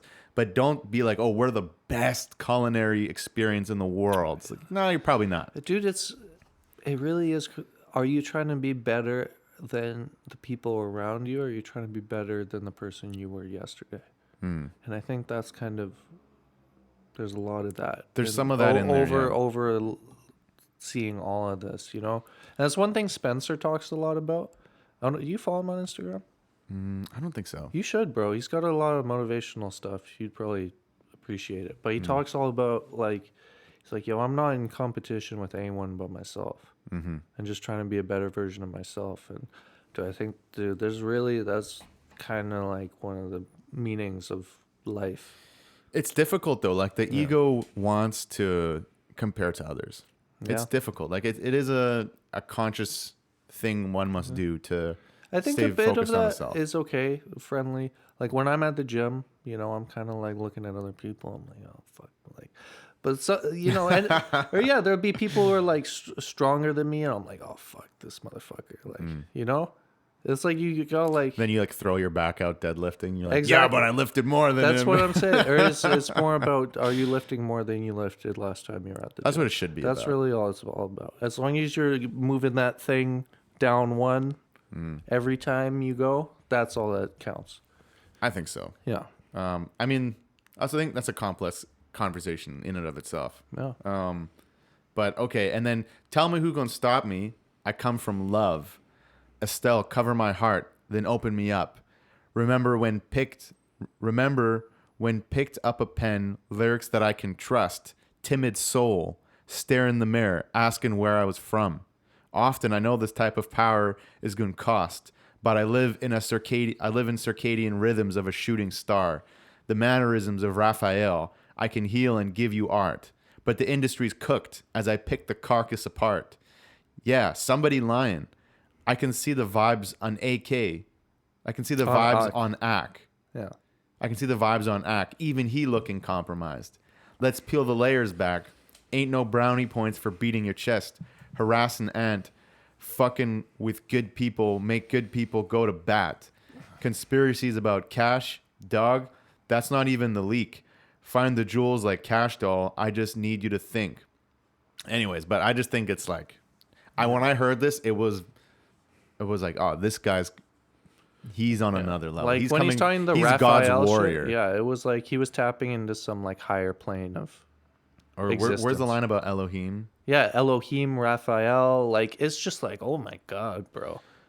It was fun until you started to put money in the streets, then lost the money because they came back with no receipts. I'm sorry that I live a boring life. I love peace, but war ready if the world is ready to see you bleed. The Elohim, KTW, no, you can't sleep. These images trouble you. No, the wires in your circle should puzzle you. If you were street smart, then you would have caught that your entourage is only to hustle you. Dude, so like, first Euphoria comes out, and I'm like, oh, dude, he's already like fucking coming for blood. And then he releases this, which had a much more, less aggressive tone to it, where it's almost like, dude, I'm just above you generally. No, but not almost like not even an ego way. Just like, dude, this is two different games we're playing. Like you're Just cut, you know what I thought listening to it? Just cut from a completely different cloth. yeah. Like hearing Kendrick rap like this, like when I heard, yeah, like Not Like Us, I'm like, I've never heard Drake rap at this level Yeah. in my life. And I'm like, if Drake were to respond to this, he would be rapping at a level we've never heard him rap at before. Yeah, and Just like, simple and plain. It just never happened. the Drake stuff was good. It was catchy when you hear it. It was like, oh, this is catchy. But I'm like it's not inspiring though. Like when I hear the 616 in LA, I'm like moved by it. I'm like, Yeah, you get holy chills. shit. You get chills. Like this is something different. Dude, like Kendrick must be like, he's really spiritually in tune or something. I feel like he knows that he's a vessel for this information. Yeah. I feel like if you really question about it, he wouldn't say, "Oh, it's me." He'd be like, "It's God speaking to me." Dude, that is the perfect example. It's not Kendrick. It's like he's channeling something high. It's like he's channeling it's the spiritual. voice of Pac. It is channeling spiritual. hip hop. Like it's like, yeah, literally he's become a vessel for something, which is crazy.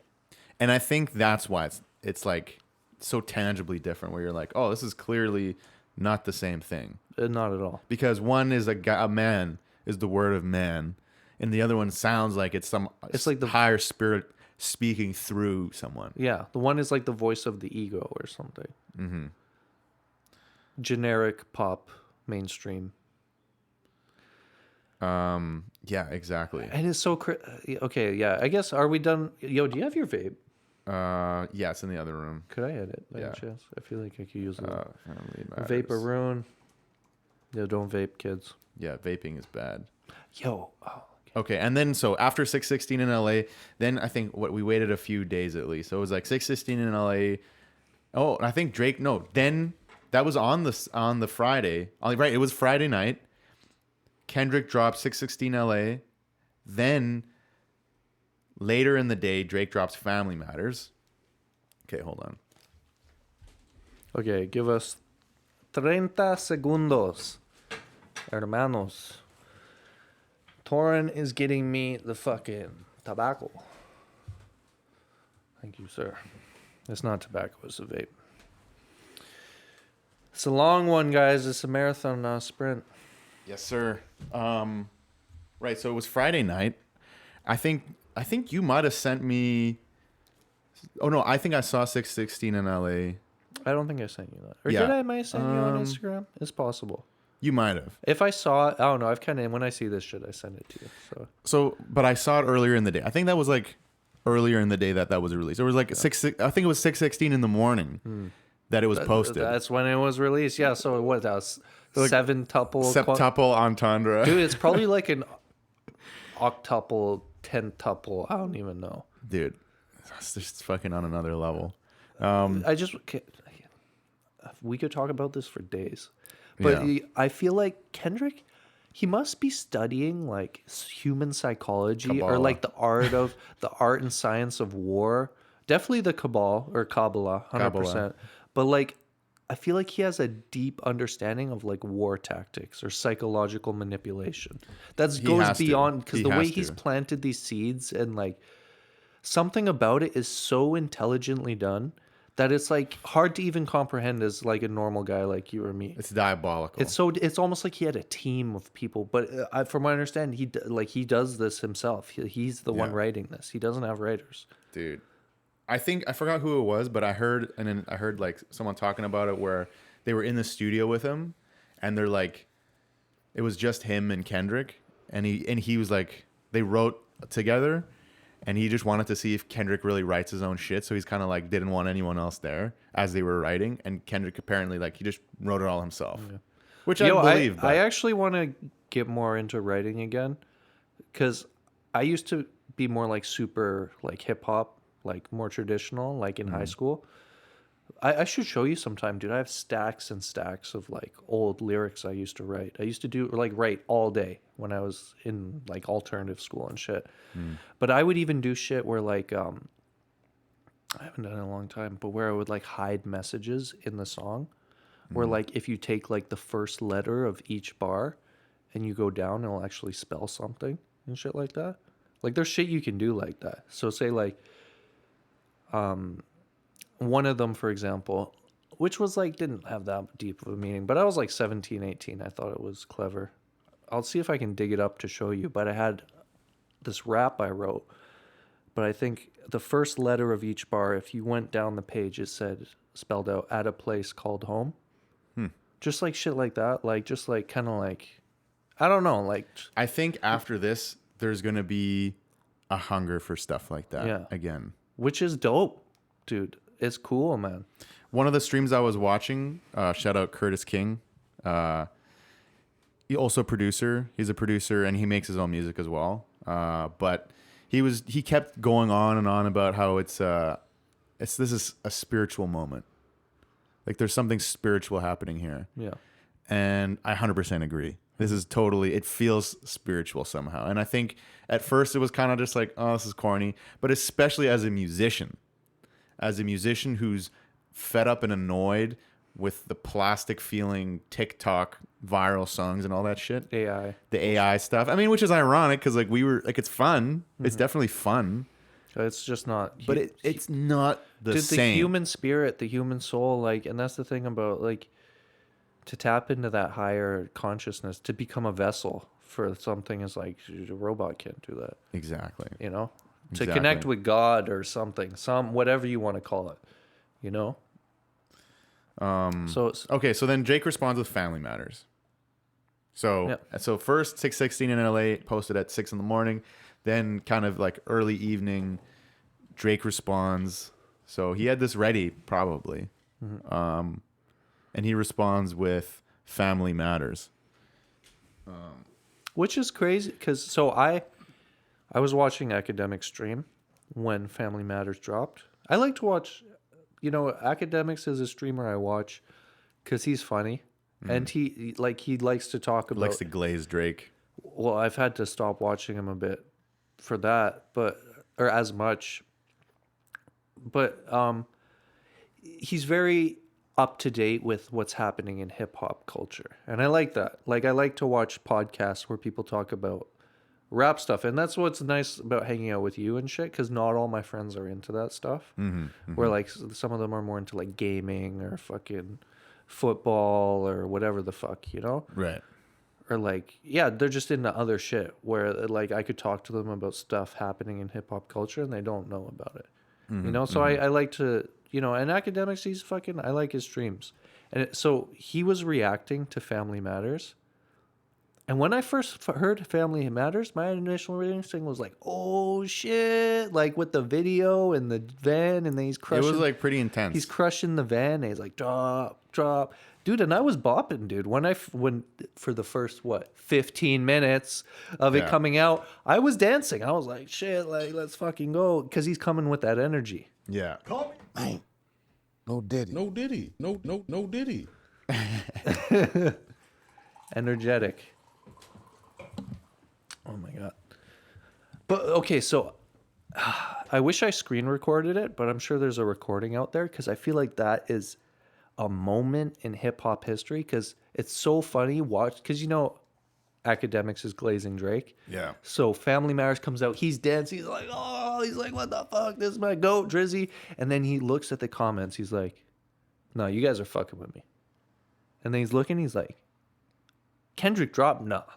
And he searches up right away. He's like, bro, he is devastated. I think I actually saw Did you a see screen it? recording of that. Bro, it is so funny because he goes, in the course of like 2 minutes, he goes from being so happy dancing around to being like looking like he just saw a ghost.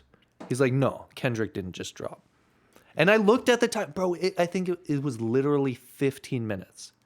And so I said to you before we recorded, that means he already had it uploaded to YouTube.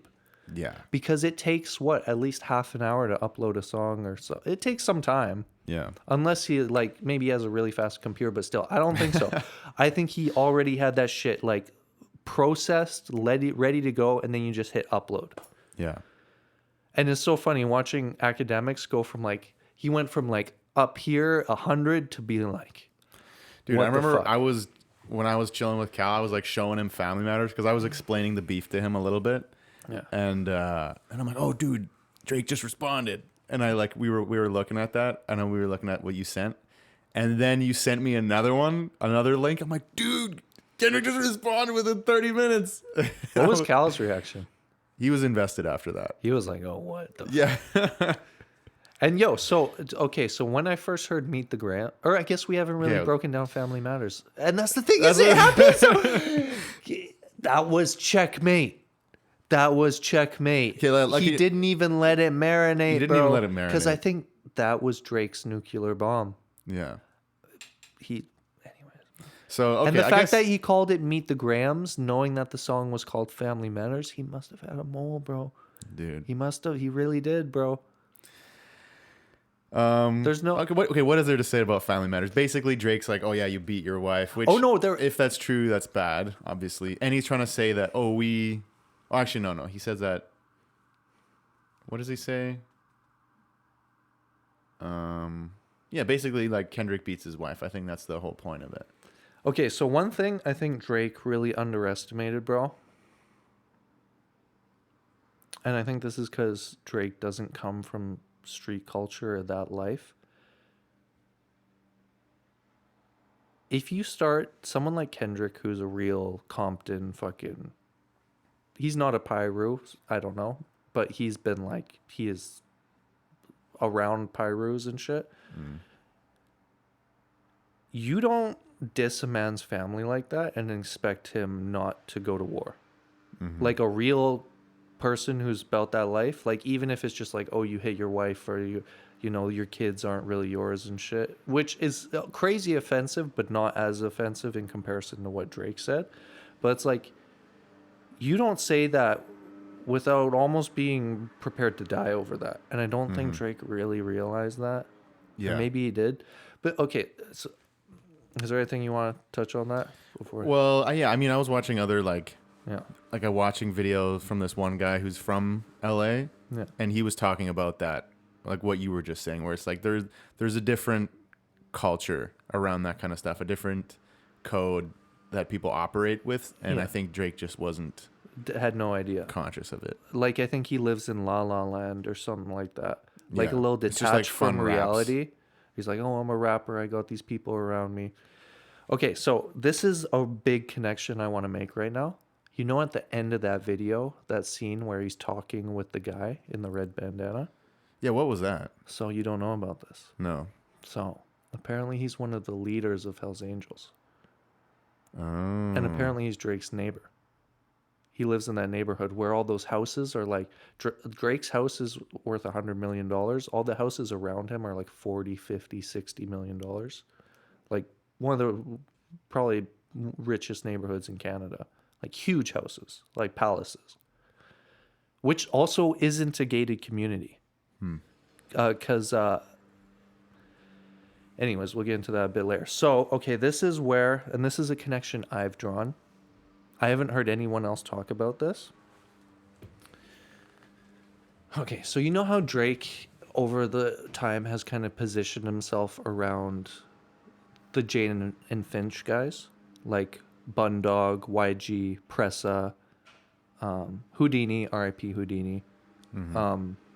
You know that whole crew of the Toronto guys who have been kind of, you know the YG I'm talking about too, not Cali YG, but the Toronto YG, spelled WHYG for anyone who doesn't know. He's a really big, not really big, but he's like Big in Toronto. yeah, big in Toronto. People know him in Canada. Yeah. He comes to Vancouver and stuff. Shot videos in Vancouver and shit. Do you ever see the video Press and YG filmed under the Granville Street Bridge by the chandelier? I think so. Yeah, they have a video there. It's kind of funny. But anyways, so you know all those guys, like Top 5 and shit. I don't know where Top 5 affiliate with that, but so this is the thing, bro. They're Crips. Really? You don't know that? No, I didn't know. They're that. all Crips, bro. All those dudes are all Crips. How? They're Canadian. There's Bloods and Crips in Canada. There's Bloods and Crips all over the world. It's not the same Bloods and Crips. They're all connected, bro. So how these sets get created in other parts of the world, if there's an OG Crip in Toronto, he's affiliated with some OGs who are affiliated with someone. It all leads back to LA. So that's how these sets. So say you're like part of an LA set, and they kind of. Now this is just my understanding. If I'm speaking out of tune, please, like, I'm Canadian. This is, but I think I'm like somewhat on the mark with this. It's so they'll kind of send, kind of like missionaries in a way. They'll be like kind of to start something in another city.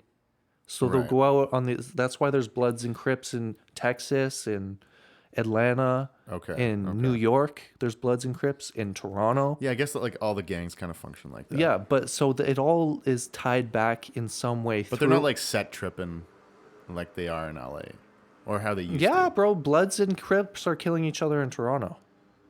You know how Smoke Dogg, the rapper, he was a Blood. And those people on the other side are Crips. So it's a thing. So okay, this is me creating my own connections. I could be speaking completely out of turn. But that whole crew of guys I just listed, where does their loyalty lie? Are they more Crip or do they rep OVO? So now hear me out. Did you see the video that, you know, the rapper Top 5 from Toronto? I think so. He's been in jail for the last few years, but he's like totally connected with all those guys. There's a lot more people like the Wassas, pretty much. Oh, you know? yeah. Oh, fuck, I hope I'm not speaking out of turn, but from what I understand, like they're all rocking blue and shit, you know? Anyways, so fucking. Okay, so Top 5 was on Instagram Live the other day, who's someone who he identified himself as Drake's shooter for the last like 10 years. Like he was like Drake's Toronto Street Connect. He was on Instagram Live from prison a few days ago saying, fuck OVO, we OVOK. They ain't never done shit for us street dudes. They never paid no lawyer fees. They try to like have our backing, but they don't really like show love or like give back, you know? And that's even Drake's own line being kind of sent back at himself, being like, because he said, what, you don't ever go back to your hood and plant no money trees? Like apparently when he rapped that bar, some Toronto street dudes took offense to that. Are like, what the fuck are you talking about? You don't give back to the hood dudes in your own city. Okay, so this is fucking exhausting, bro. There's so much. So okay, We're so gonna be here top another 5 hour. went on Instagram Live, saying like "fuck OVO, we OVOK," and he's like on live with Bundog and all these people, seeing like, yeah, fuck OVO, which is crazy because they're supposed to be the OVO goons. But then he came out a next day later, being like, "Oh, I was just joking. I was just trying to see who was really on our side or who wasn't." But I think maybe this is just all me speculating. I think that was him trying to maybe cover his tracks because he's like, oh shit, I can't come out on live being like, yo, fuck OVO, we're OVOK. Because then if something happens, they're going to connect it back to us. Right. So I think that was him realizing, oh shit, actually, never mind. I was just joking, trying to see who was really on Drake's side and who wasn't. Like people sliding in my DMs. You should pull up that video. Because I need you to type in top 5 says fuck OVO on live or something like that. And we'll edit. Or I guess we don't have to edit this part out because it's not copyright. And I want to say for the computer record. audio's not recording, remember? That's fine. That's fine. But I want to say for the record, fuck. I hope I'm not. Because I think maybe I might be speaking out of my. I might be wrong about what I'm talking about. This is all speculation. And it can get a bit touchy when you're talking about gang politics. Yeah, we're just We're hip hop fans. we're hip hop fans. And we're fans of what's going on. I've only been to Toronto once. I really don't.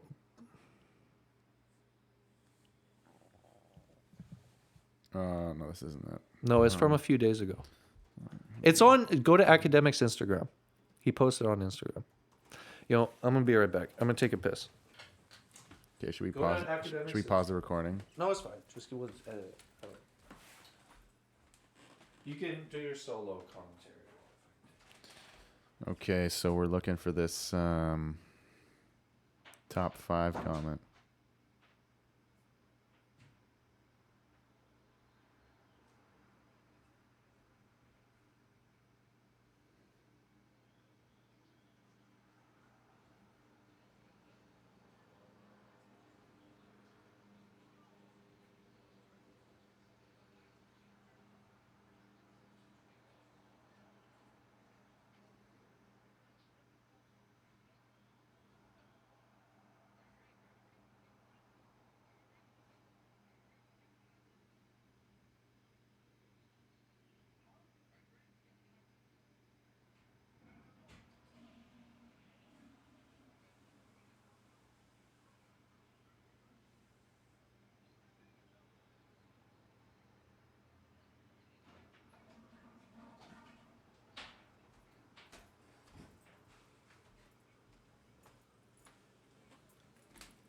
Okay, you found it? I think so.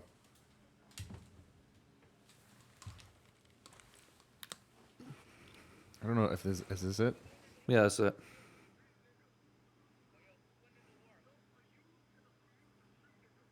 So that's top 5. Yeah.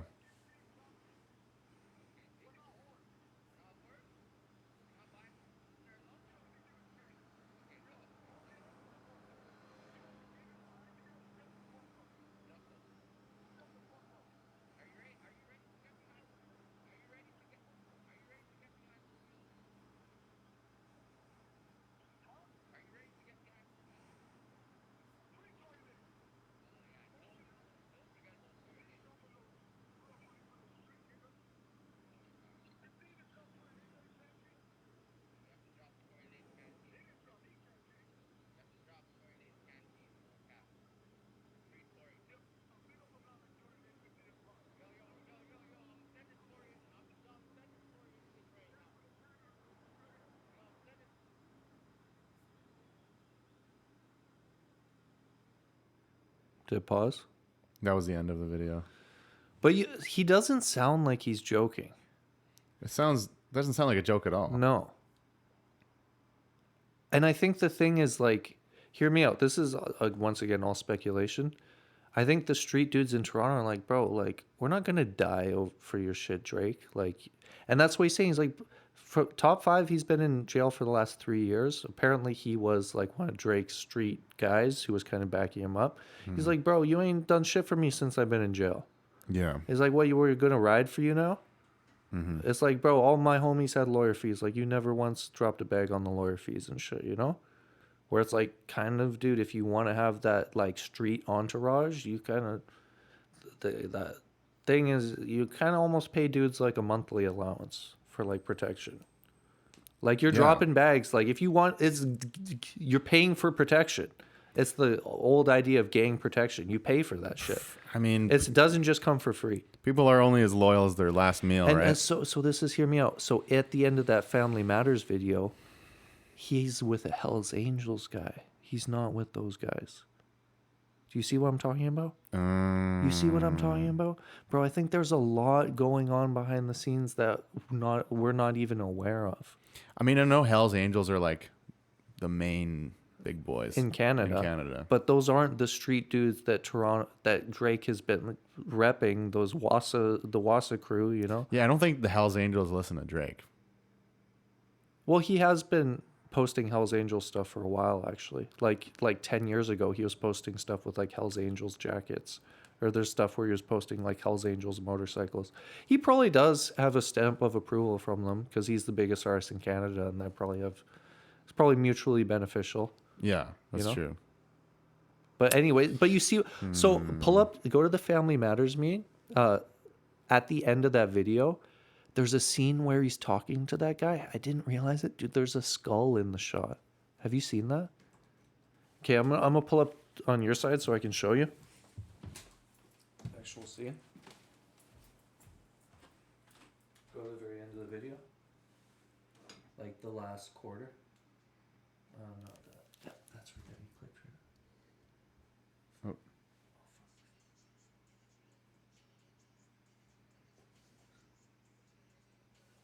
Skip ahead a bit.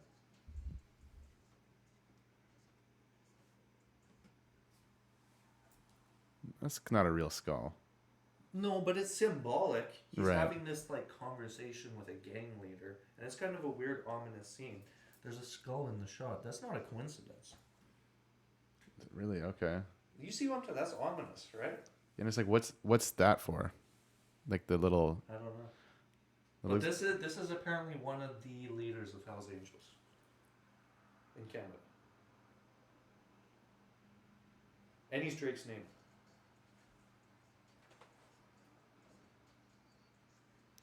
I'm surprised that he agreed to do the video. Yeah, no, it's kind of weird too. He almost looks a bit uneasy in it too. He's kind of like, you know, He's like, "You sure this is a good idea, bro?" what are we doing? Kind of, you know. Do you see what I'm talking about? Yeah. Okay.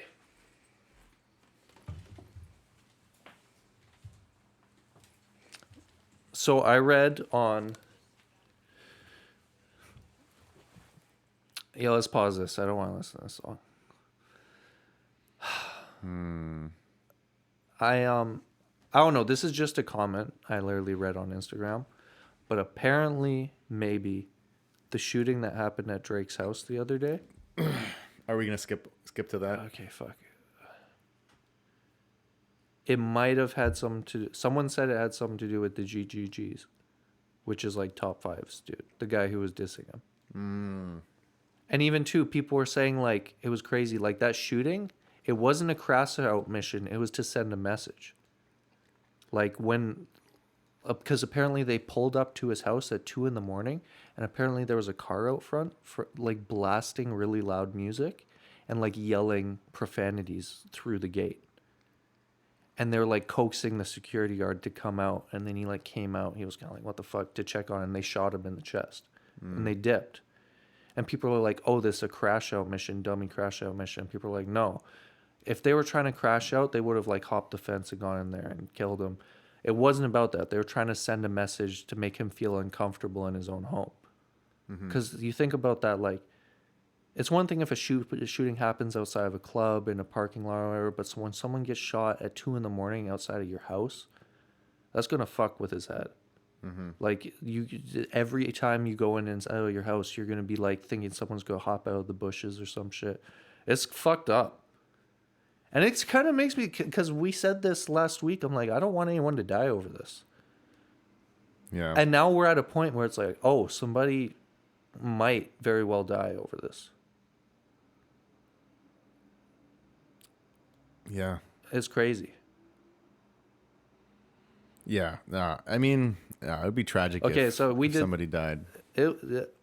Anyways. I mean, it's definitely not going to be Kendrick.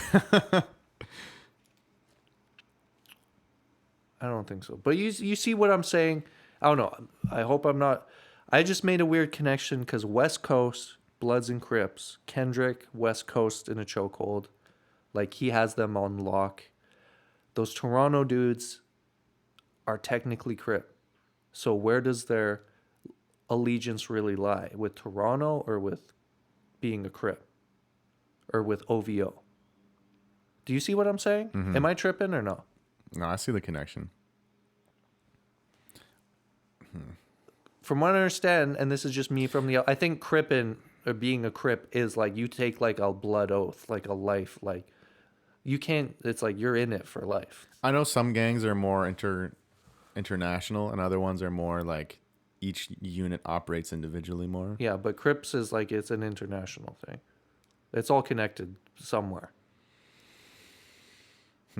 So that's just my take. And then I don't want to, anyways, that's just my, yeah. So what are we, Family Matters. So that's Family Matters. And then Meet the Grams. Meet the Grams. Came out and it 30 minutes later. And it just totally stepped on his release. And so when Meet the Grams came out, I was like, oh, Kendrick won. Yeah. Okay, and I don't even feel like we need to get into the lyrics that much. Yeah, we do. Because okay, the thing is, I know this is going on so long. Okay. How Kendrick addressed Drake supposedly having a daughter. Right. That was the big reveal on that track. I think people are too quick to say it wasn't true. Because like the next day, they're like, oh, it wasn't true, blah, blah, blah. Bro, dude, I know people my age in my pay grade who probably have kids they don't know about. Bro, if you're worth billions of dollars, like how many girls has Drake probably fucked? Probably thousands. Dude, he's probably got a bunch of daughters. Yeah. He's almost certainly got more than one kid. Yeah. I mean, And- in all likelihood. I'm supposedly, I haven't seen it, but apparently Drake's slanging dick. So if he's really out here slanging dick, fucking all these bitches, bro, the idea that he has more than one kid is actually super believable. It's more logical than not. Yeah. And the fact that he was so quick to deny it or say it was like a rumor, I think we could still very well find out the daughter thing is true. I think so too. I think so. I think people were too quick to dismiss it. Yeah. Because he denied Adonis too. When he said he didn't have a son. When that first came out with the push. Yeah, exactly. Yeah. I guess so for Meet the Grams. Yeah, he's basically just like Drake's a piece of shit and he hypersexualizes black women. He's a predator. Reveals the 11-year-old daughter, perhaps. Dude, that was eerie. When he was like rapping that, like when I first heard that bar, I was like, oh shit. Like, cause I feel like it's like almost like that ayahuasca shit. Like he's like exposing the core of who Drake is. He's like, bro, you have a daughter that you don't fucking raise. Well, even just like, yes, he's a hitmaker, songwriter, superstar, right? And a fucking deadbeat that should never say more life. Meet the Grams. Or when he said, I think people like him should die. You know that bar? There's two parts. At one point, he says, I think people like him should die. And then the part where I think he's rapping to his mom, He says, he literally straight up says he should die. Where? Let's pull it up here. Oh, yeah. I'm blaming you for all of his gambling addictions, psychopath intuition, the man that liked to play victim. You raised a horrible fucking person. The nerves of you, Dennis. Sandra, sit down. What I'm about to say is heavy. Now listen. Your son's a sick man with sick thoughts. I think fellas like him should die. Him and Weinstein should get fucked up in a cell for the rest of their life. He hates black women, hypersexualizes them with kinks of a nympho fetish. Grew facial hair because he understands being a beard just fit him better. Wait, does he say beard or? Beard. I don't get that. Being a beard? I don't get I think it's like a gay thing. that. Oh, okay. Being a beard just fit him better. He got sex offenders on OV-Ho that he keep on a monthly allowance. Our child should never be compromised, and he keeps his children around them. Like, Yeah, dude, when I heard that song, I thought it was over. I was like, oh, Kendrick won. 100%. Yeah, I mean, Cat Williams said, get you the truth, so I'm going to get mines. Dude, Cat Williams was right as fuck about this year. I don't know how he's predicted that. He said there's a lot of shit's going to get exposed in 2024. And That it has been happening. interview is getting more and more true. Cat Williams, I think, is like a spiritually in tune person. Have Yeah. you seen his Joe Even Rogan? though I think he's full of shit about reading 1,000 books a day. What was it? It was like he read 10 books a day when he was like 9. He probably did. Maybe. But That seems like bullshit, doesn't it? 10 books in a did day. you see his Joe Rogan episode? It was very tame.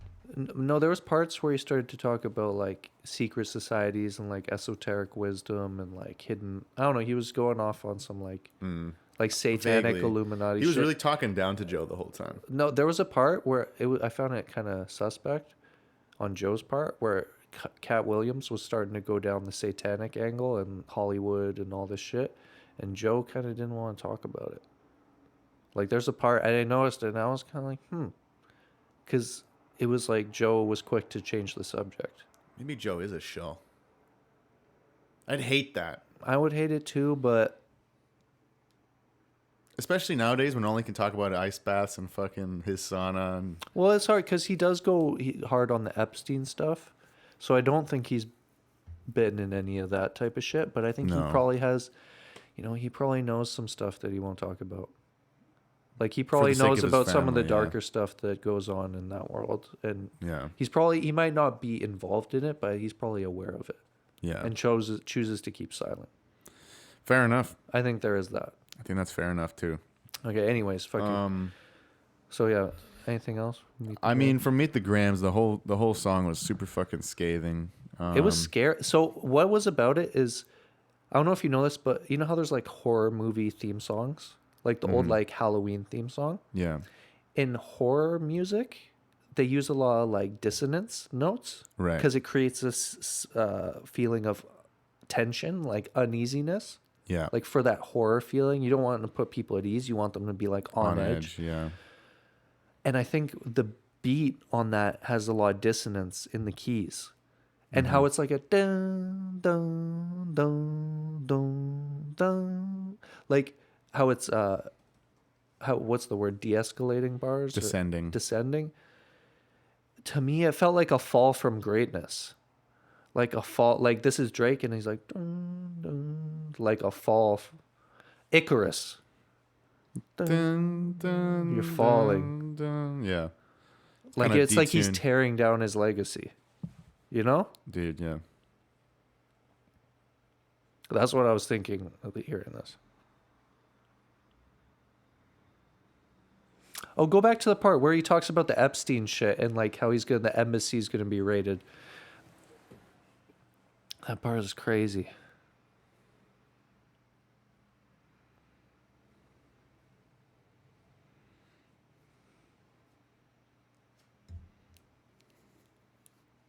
Wait, where does he say this shit about Epstein? I don't know. Go maybe to the lyrics. There's a part where he says the embassy, which is Drake's house, is he compares it to like Epstein and how it's going to get raided too, or P. Diddy or something.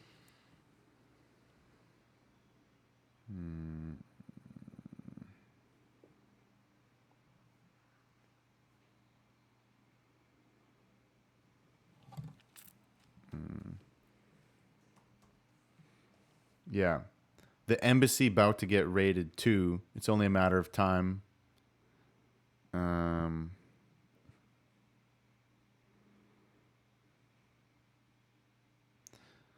I've been in this industry 12 years. I'm going to tell y'all one little secret.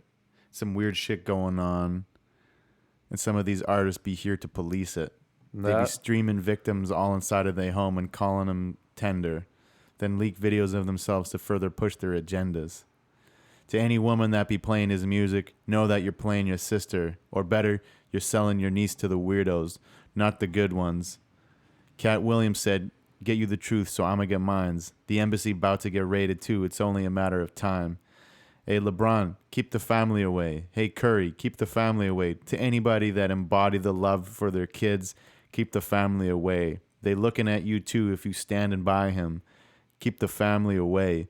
I'm looking to shoot through any pervert that lives. Keep the family safe. That's crazy. Do I think there is, I believe the accusations. I think there has been a big underbelly, like underworld of entertainment that has, because you've heard conspiracies about this stuff for a long time. Yeah. And I think there is some, maybe not on a QAnon level. Like, I think that's like, Maybe not like reptilian necessarily. no, but I think on some like blackmail advantage, like sick parties and shit of like, honestly, devilish behavior, evil. I think there is a lot of that going on in music and film. Definitely. For sure. And I think this is what Ryan Garcia has been talking about. Fucking Kendrick is now talking about. Fucking who else has been? Cat Williams was talking about this. You know what? I think the problem too with these kinds of industries is it's very ethereal. Versus if you're in a law firm or something more concrete, if you're a foreman at a construction site, those things are very measurable. It's very much like, I do this, here are the results. Either you're good at it or you're not good at it, and you put the time in, and if you put the time in and you're good at it, then you'll be successful. Yeah. Versus with being famous, like people liking your art or your acting or something like that, it kind of like, who is to say, why is this kind of more one about, better than the other? It's kind of more about who you know and how being given those opportunities. So I think that's why it's those industries are much more rife with this kind of behavior, because they know the people are far more desperate and they know that might be their only opportunity. And I think that was the practice in movies and even music, especially I think before the 2000s. Like you talk about Harvey Weinstein and shit. It was like, if you wanted to get that movie role, you were going to fuck him. Yeah. And if you got that movie role, you're going to have a huge career in Hollywood, become an A-list, B-list celebrity, make millions of dollars, get all these like castings for these movies and opportunities. But you were fucking. You're fucking. And I think, even that's the Diddy thing too, is like, it's like, oh, you want to get this fucking record deal, huh? Which is fucked up. Yeah. Not good. Not good, but it's just bad. I don't know what I was going to say. But the silver lining is... On the other hand... Well, hey, they got rich. Yo, I heard someone, bro... Oh, my God. Yeah, do you know who has the joke where it's like... Was it Dave Chappelle? Where he's like... Oh, my God. About Michael Jackson. Like the kid fucking Michael Jackson. He's like... He went to school like high-fiving everybody like, I fucked Michael Jackson. Oh, my God. But, yo, what is it? You know The Breakfast Club? Yeah. I don't know if you know, they just hired a new co-host, Jess Hilarious. No. To replace the old one, Angie Martinez. Oh. Because she left, or anyways, this is a whole other thing. But she had this crazy take, because they were talking about the P. Diddy shit like a month ago on The Breakfast Club, live recording on the fucking radio. Is she hilarious? Not really, but she's okay. But she had this crazy take where like Charlemagne and DJ Envy are like, yo, this like Diddy taking advantage of people shit is wild. And then she comes with this crazy take like, well, fuck, like He gave you the opportunity. You could have just said no. Like, the fuck? Like, you want to get the deal or not? Fuck the man or not? Like, I don't get it. And they're like, yo, like, what are you talking about? That's like sexual harassment, workplace harassment. They're like, yo, because it was a man they're talking about. They're like, yo, if the table was switched and it was a girl dealing with her boss, and he's like, oh, if you want to get this promotion, you have to fuck me. Like, you would not be taking this position. She was just taking this weird position of like, because this guy's fucking Diddy. yeah, or it was a guy who was getting propositioned by Diddy. She's like, what? Like, why are you making a big deal of it? Like, just say no or do it. Like, Yeah, I wonder if she was talking about a woman, if she would take the same. no. And well, no, they said that immediately. Charlamagne and DJ Envy are like, no. Like, what the fuck? And then what did she say to that though? If she's like, oh, if it's a woman, I don't think, dude. I don't think she realized. Like, they probably had to have a conversation with her after they were off the air because they're live recording the radio. Yeah. They'd be like, "What the fuck are you talking about?" It's like, what the fuck He's was like, that? "You can't say that. Like, you're a radio host now."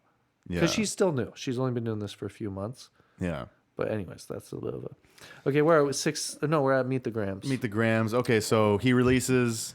So Drake releases Family Matters. 30 minutes later, he releases this, and it's just an absolute, like, he's plunging the knife through Drake's heart now. Yeah. Like, where it's like, he's like fucking. This is he's the cut his moment where legs. he's like, he's struggling, or he's Yeah. like, And he's like, now he's just. And he's just like plunging the knife into him. And then after this, this is on the the Saturday. one we've been waiting for. This is like the lead up. This whole episode has been leading up to this moment. Yeah, and then on the Saturday, he releases Not Like Us. So a day later. So first kills him with Meet the Grams, and then releases Not Like Us. And Not Like Us I was shocked. is fucking... I heard it I played it like back to back immediately when I heard it at first. I'm like, yo, this is fucking wild. Insane.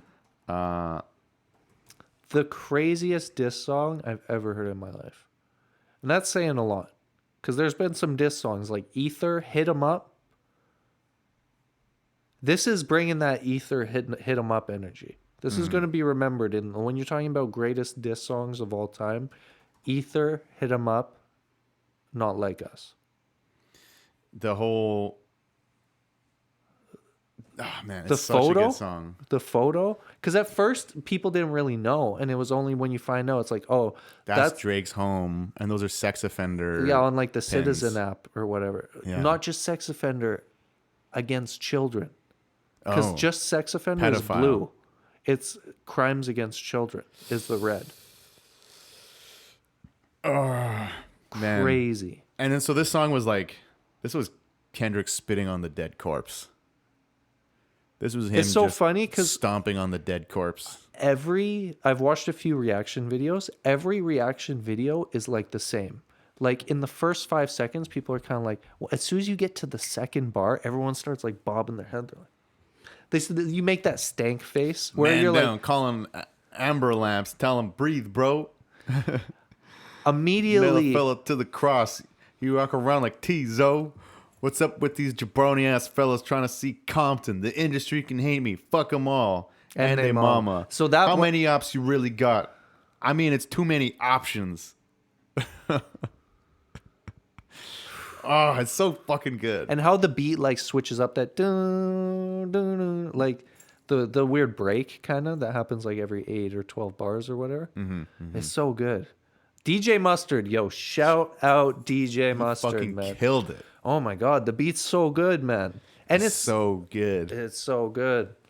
It just makes you dance. It makes you want to start crip walking. Yeah. I don't even know how to fucking crip walk, but I'm gonna try listening to that See, song. exactly. I'm like, I don't know how to crip walk, but I'm about to do it. Oh my god, just a West Coast bop. Dude. Can we listen to it? Yeah. No, I'll pour myself some more tea.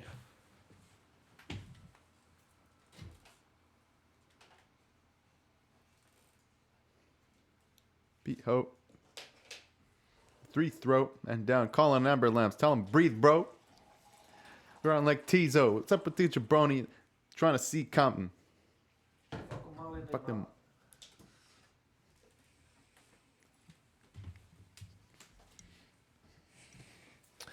Beat your ass, I had the Bible of God watching.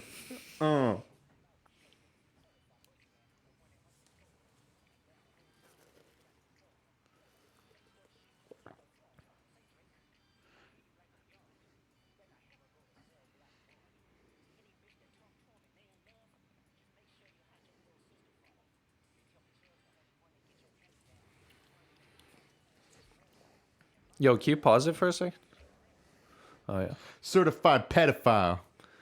So what? Certified lover boy, certified pedophile. Yo, I always thought, dude, when Certified Lover Boy came out, I'm like, bro, what the fuck kind of name is that? Dude, immediately it sounded like, because, bro, you just switch around. What, Certified Boy Lover? Like, you switch that around just a little bit. Even without switching it around, it's like, Certified what is Lover that? Boy. Especially because he's 35. Yeah, it's like, yeah, aren't you 36? Bro, I did not like that album at all. And that's when Donda came out. And I was big like, yo, Donda is the shit. What the fuck is that?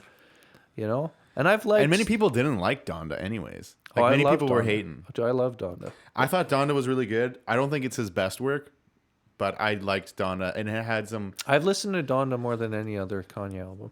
Really? Dude, I listen to the album so much. I liked Life of Pablo is my favorite one. But, like, Off the Grid, off of the Donda album... Like, that's immediately, I'm like, okay, that was, like, memorable track. I could listen to that now, and it would still hit. Yeah. The Loverboy album, to be fair, I already didn't like Drake. It was, but I was like, this sucks. The cover with the pregnant... Yo, I was trying to say he doesn't have fucking kids. He's got all this, his album art has all these pregnant fucking emojis. Super sus. Anyways, so fucking... Okay, what I was going to say is I heard someone take the take is... So you know how obviously in prison, chomos, you're going to get fucking killed. Like, that's the thing. Like, pedophiles and shit. It's like, that's why they get put into PC. Is because otherwise they're going to fucking get killed. Good. You know? Yes, good. But that, you know how he says that you better not ever go to cell block 1 and shit? That's him saying that. But I heard someone, like a LA dude, kind of give the take. He's like, yo, like, in the streets... You don't need to be convicted for someone to kill you over that shit. Like, if people know in the community that you're on that type of time, they'll handle it. You know? Mm-hmm. They don't need the police to come around and convict you. If they know you've been, like, fucking around with kids and shit, the streets will handle that on their own. So people are kind of like, yo, just the fact that Kendrick has put it out there like that, like, he's kind of put a green light on Drake.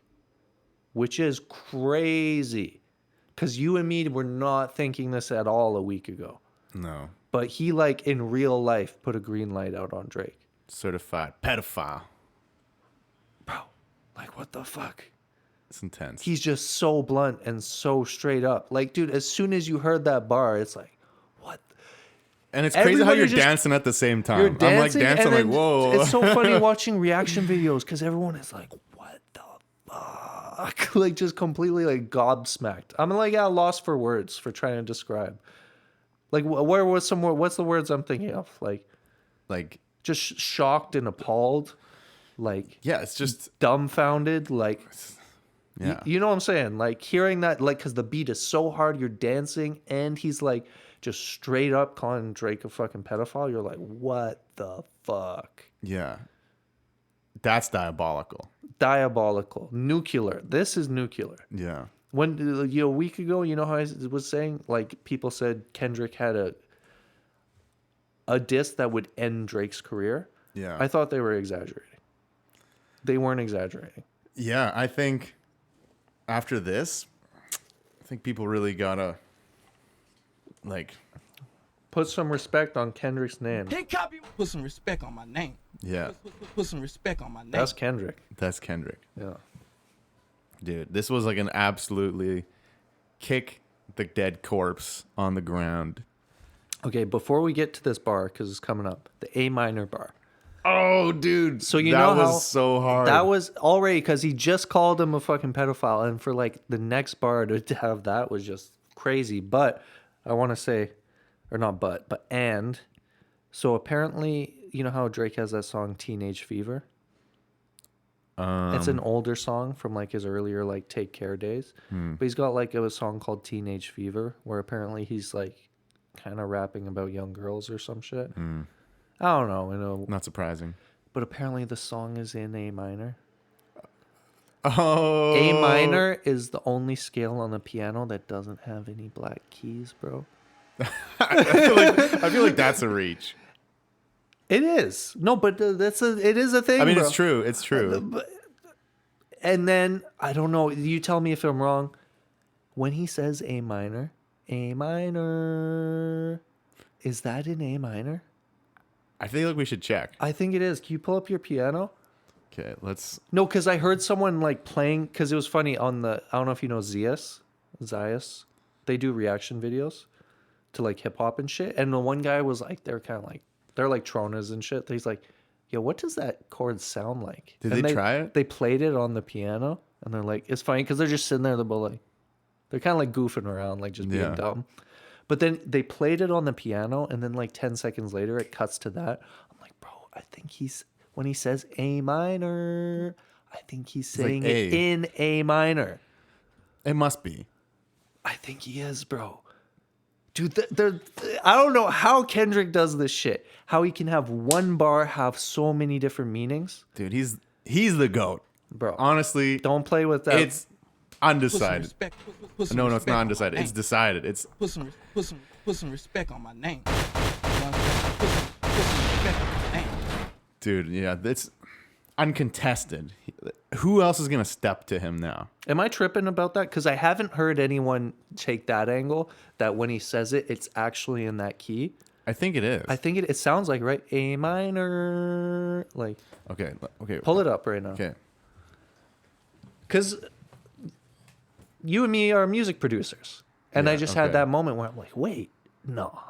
Okay. Can you pull What should we pull it? What should we pull it up on? Oh, I guess you don't have a... You know, we Okay. don't actually... Because You that's know- your computer. Yeah. Hold up. If we can't do it, it's all good. No. You know what? Or could you pull up on YouTube? Ah, there we go. Okay, Thorun's getting out his electric piano. Oh, shit. I didn't know you had a piano that big. Goddamn. Yeah, bro. This one's like the actual. Size matters. No Diddy. No Diddy. I hit the no diddy thing. Play the chord of A minor. But technically, it's only. Play the lower one. Play the lower. Oh. Okay, what about just the key A minor? It's definitely like. Let's just do like. We'll go higher too. Don't play the chord, just play literally the key, the singular. A minor. A minor. Am I tripping or maybe I'm tripping? You know what? Okay, it'd be way more sick. Okay, let's just run it back, and then see. Yeah, pull up the song. Or we're still yeah. I think it's the key.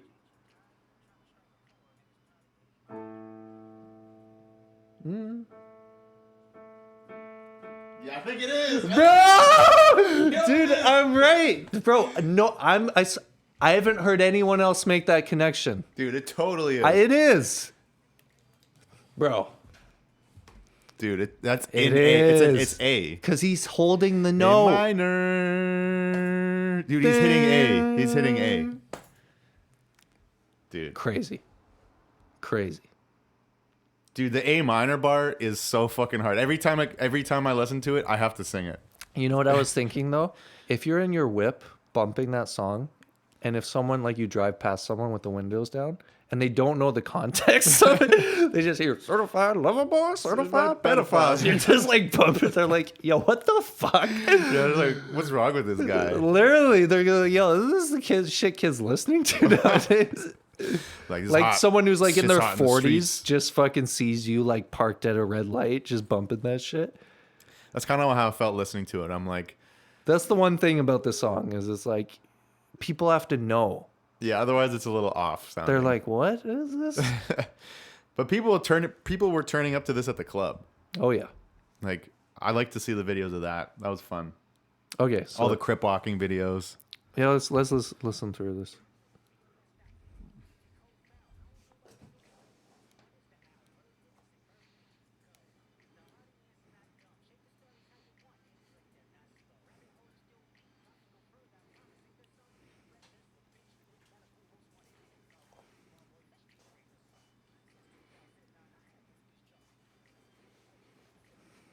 What OVO still? The other vaginal option? Other vaginal Pussy. option is so fucking good. Pussy. Yeah, let's go back to that one.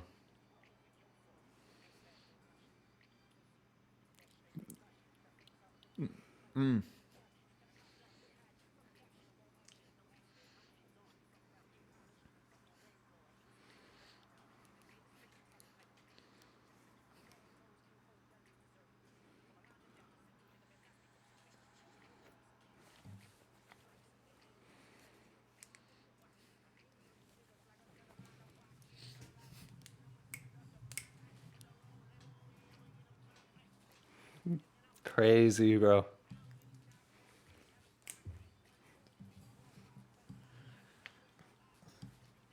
'69 God. Yo, call him freaky, bro. Just, bro, what? Freaky ass fellas, bro. Oh my god. Freaky ass fella. He is '69 God.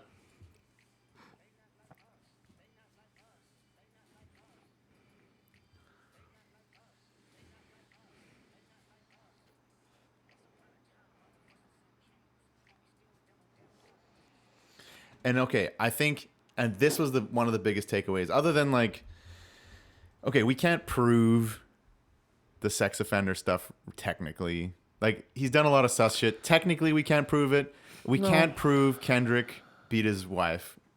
Like, we can't prove any of that stuff. I think it's hard because as someone who's Canadian, I feel like there has been a bit of like Drake is kind of like putting on for Canada. Yeah. So it does feel kind of like, I guess it's a little disappointing in a way for this to happen. Yeah. But like it's, you know, I've heard this for a while, and you know, Drake he's a has freaky been ass fella, and he's like he's been 69 sliding God. in like. What, there was this one girl, he bought out a restaurant and took her out for dinner when she was 18. And people are like, yeah, that's weird, but she was 18. But there's photos of him on her Instagram with her when she was 16. And then there's even this other song like Drake did a while ago. And I listened to the song and the song was good. But he did this song with this girl who was like 13. And this was like a year or two ago. And the song is like kind of like a song about boys and girls and like being in love and shit. And it's like, bro, like, dude, I would not do a song with a 13-year-old girl. Not a good look. Bro. That's not a Maybe good look. maybe if you're Maybe just it was your cousin or something. Maybe if you're just if you're her cousin or her older brother. Yeah. Or if like you produced the song and just sent her the beat, sure. Yeah. But like, no, that would be weird. It's mad inappropriate. Like, it's just, given all the other context, that's especially weird. That's like, the if thing you didn't do anything sus and then you did that, it'd be like, oh, it's weird, but maybe we can if there's look nothing past else, it. and if nothing really happened, then it was music. But the fact that he's done all this other fucking weird shit There's been a lot of stuff. is like, dude, what the fuck? It's not good, man. What the fuck? So I believe it. So I'm not saying, I mean, okay, personally, I believe it. Technically, Kendrick hasn't provided proof. Technically. So I think. Well, there is proof. That 17-year-old girl on stage video. Well, okay. That is to be, you can't argue with that, man. As much as people want to make excuses for it. Okay, I'm not making He was 23, excuses. she was 17. Or I guess technically the age is 16 in Canada. But all I'm saying he is. He kissed her after he asked her what her age was. And she came out, she made an Instagram post defending Drake after. But it's like, yo, just because they consent doesn't make it not pedophilia or whatever. Super fucking weird. Like, she was like, nah, I was cool with it. But it's like, bro, just because you were cool with it doesn't mean it's not. Who has some comedian has a funny bit? It's probably Louis, where he's like, oh, like trying to explain how being attracted to teenagers is a different kind of philia than being attracted to prepubescent people is like the fastest way to sound like a pedophile. Yeah. No. Like trying to explain how like there's some word for it for being attracted to teenagers. Well, is the like, whole idea is like, bro, if you're under 18, you can't legally consent. No. But okay, and I think this is what I was saying earlier, and I think these lines here, like this part. Okay, so where he's like, once upon a time, homies Once upon a time, all of us was in chains. Homie still doubled down, calling us some slaves. Atlanta was the mecca building railroads and trains. Bear with me for a second. Let me put y'all on game. The settlers was using town folk to make 'em richer. Fast forward 2024, you got the same agenda. You run to Atlanta when you need a check balance. Let me break it down for you. This the real fella challenge. You called Future when you didn't see the club. Lil Baby helped you get your lingo up. 21 gave you false street cred. Thug made you feel like a slime in your head. Quavo said you can be from North Side. 2 Chainz say you good, but he lied. You run to Atlanta when you need a few dollars. No, you not a colleague. You a fucking colonizer. And I think all the stuff that we quote unquote can't prove aside, I think, and this has been my gripe with Drake from day one. Everyone called me a hater, and I am a hater at times, so that's also true. But for me, something always felt manufactured and inauthentic about Drake, and I think this is exactly it. And the part in the song, I forgot which one it was. Was it Push-Ups? Or no, it was the one, Family Matters, where he's like, you always rapping like you're trying to free the slaves. Where it was like, what do you mean? Yeah, what do you mean by that? He's like detached. What do you mean by that? Dude, he's kind of detached from reality. Because he says some things where it's like, yo, who told you that was a good idea? Yeah, who on your team said, "Oh yeah, Like definitely Drake say that"? As someone like, and this is, okay, I feel like we're not really in a place to speak about this because obviously we're not fucking, we're white. Yeah, But it's kind of like a little weird with someone like Drake taking that angle. well, and I It think seems inappropriate. it's also And that's from what I've heard. A lot of people feel that way who are in the culture, like who are fucking black. You know? and I they don't. think They don't feel the like thing that's is, cool. For and I know maybe it sounds weird as a non-black person to say it, but not all black people are the same. oh, obviously not. But just to further expand on that is like, if you're African and you grew up in Africa, it's not the same experience as an African American. Yeah, who's been there for specifically, generations? whose ancestors were slaves. Yeah, lived in Jim Crow area. And The Jim Crow era U.S. Yeah, segregation. Who That really experienced that? is a completely different experience than an African coming to North America just a few generations ago. Or, where yeah, this it was generation, been over, yeah. or this generation. Yeah, It's yeah. not the same thing. And part of the culture of hip hop, a lot of those people were like descendants of people who were slaves. Yeah. And so that's why they're in these neighborhoods that are the hood, Yeah. because they had redlining and stuff like that, blocking Project housing.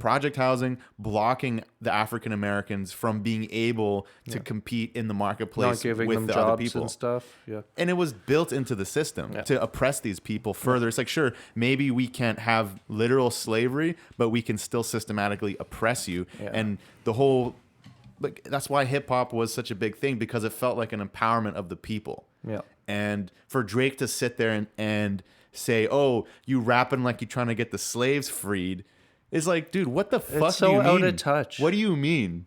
What do you Gotta mean? touch grass. Touch grass. God damn. Like, you made all this money and you have all the success from being a rapper, and yet you don't even respect the core foundation of what it means. The culture that made you famous. The culture that allowed you to have this platform. And the fact that you would say Hubris, something man. like that. Hubris. It's just totally disrespectful. And the whole point is that it's supposed to be an empowering thing for the people. And yeah, the arrogance, the hubris is just sickening. And the culture vulture. It's very distasteful. Having different accents. And Kendrick talks about that too. It's like you always have like different accents in different songs. Like whatever you go, you take, and then what do you give back? And then these like, like the top 5 guys talking about it too. You're not even giving back to the street dudes back home that you apparently put on for. You're not even giving back to those street guys. Like, yeah, they're not African Americans. Like a lot of these guys are Somalian and stuff like that. So it's a different kind of life experience. They're not, like, even that experience is very different. Like, I'm not saying life's fucking great in Somalia necessarily. No. It's definitely not. It's tough there too, but it's not the same as the African American experience of slavery and whatever they had to go through, the Jim Crow stuff. It's not the same.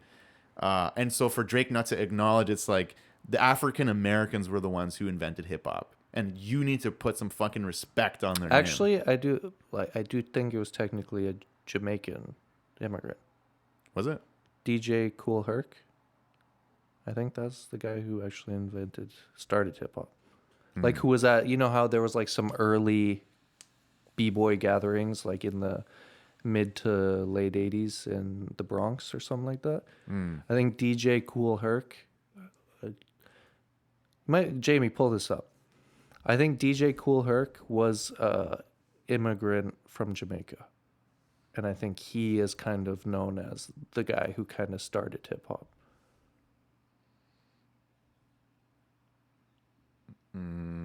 I might be wrong. Forgive me if I'm wrong. That's why we got Jamaican American DJ who's credited with being one of the founders of hip hop music in the Bronx. Yeah, there we go. Jamaican immigrant, right? Yeah. Okay, there we go. Yeah, he was. Yeah. Yeah, okay. Because But, I mean, obviously- hip hop had to do with because you know dub in Jamaica, that heavy bass. They started that like dub. Yeah. I mean, okay, what does the Wikipedia say? I don't. Yeah. Originated in the early 1970s by African 70s, bro. That's crazy. I did. African Americans and Afro-Caribbean immigrants in the Bronx, Okay. a borough in New York City. There we go. Hip hop music originated as an anti-drug and anti-violence genre consisting of stylized rhythmic music. Often accompanies rapping, blah, blah, blah. So and I think that's the thing. Like, its origin was wholesome. Its origin was for the people. Oh, yeah. I think at a certain point, now this is kind of getting conspiracy, like people think that hip hop was compromised at a certain point by outside forces. Yeah. And I think there might be some truth to that because there was at a certain point where kind of like the theme switched. Yeah, and I think and it became more about glorifying drugs and crime and violence, where that was really not what it started as. Exactly, and I think that's why May have had something to do with the Jewish people. That's the conspiracy, though. That's the conspiracy. Is that it was some Jewish record execs who were trying I feel like it has. I feel like it has less to do with them being Jewish and more to do with the record execs and they want to make more money. Yeah. And they were racist. Yeah, Yeah. that But could yeah, I definitely have agree. been part of Yeah, it too. yeah. I feel like the Jewish part is less pertinent. I don't subscribe to that. Just for clarify, I really don't. It's just like I've spent enough time going down rabbit holes to know that is the conspiracy. Yeah. Just because I know that that's the conspiracy doesn't mean I believe that. Right. Yeah. But I mean, I think there is a conversation to be had around how that shifted because the 70s was like the disco era where there was about love and Run positivity. DMC in the 80s. Like that's when people were doing acid And it like, was a certain free point in love. the early 90s where it was when it switched from like b-boying and like dancing and there was even what's the word when you have like letters, like you know how there's plur, peace, love, unity, respect for like EDM. There's something very similar that was the original acronym for hip hop. What was it? I don't know. It was something very similar where it was like it almost has like 3 of the 4 words in common with plur. Here, Really? type in original hip hop acronym or something. Jamie. Fucking Jamie, do your job. Shut up. It's like, Jamie, what do you think? Shut the fuck up, Jamie. Dude, I don't know why that was so funny to me. High infinite power healing our people. Yeah. That's hip hop.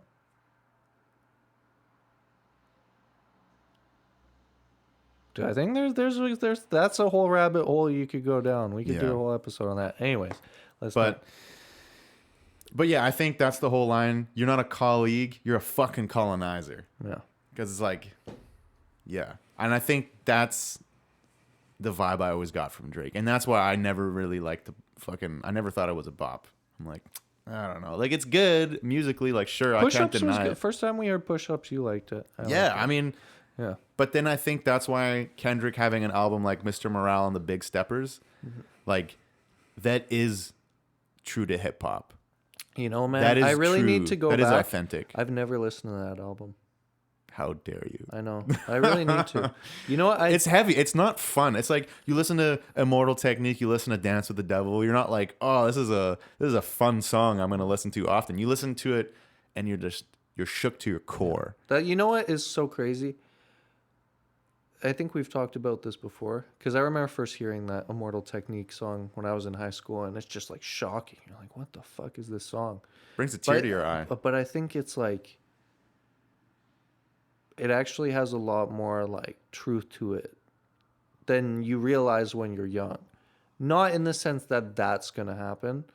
I think we've talked about this before, but it's like the final line is like, yo, if you dance with the devil, you better be careful or something, because the dance with the devil might last you forever. And that's real shit, bro. It's like you start to involve yourself in that life, bro. You have no idea where it's going to take you. Yeah. And if you really go down that road, it'll take you way further than you ever thought it would take you. Mm-hmm. Where you might kill people or whatever, just like in the dirty underworld of street violence, like it gets very dark. It gets very fucked up very quickly. Very dark, you know?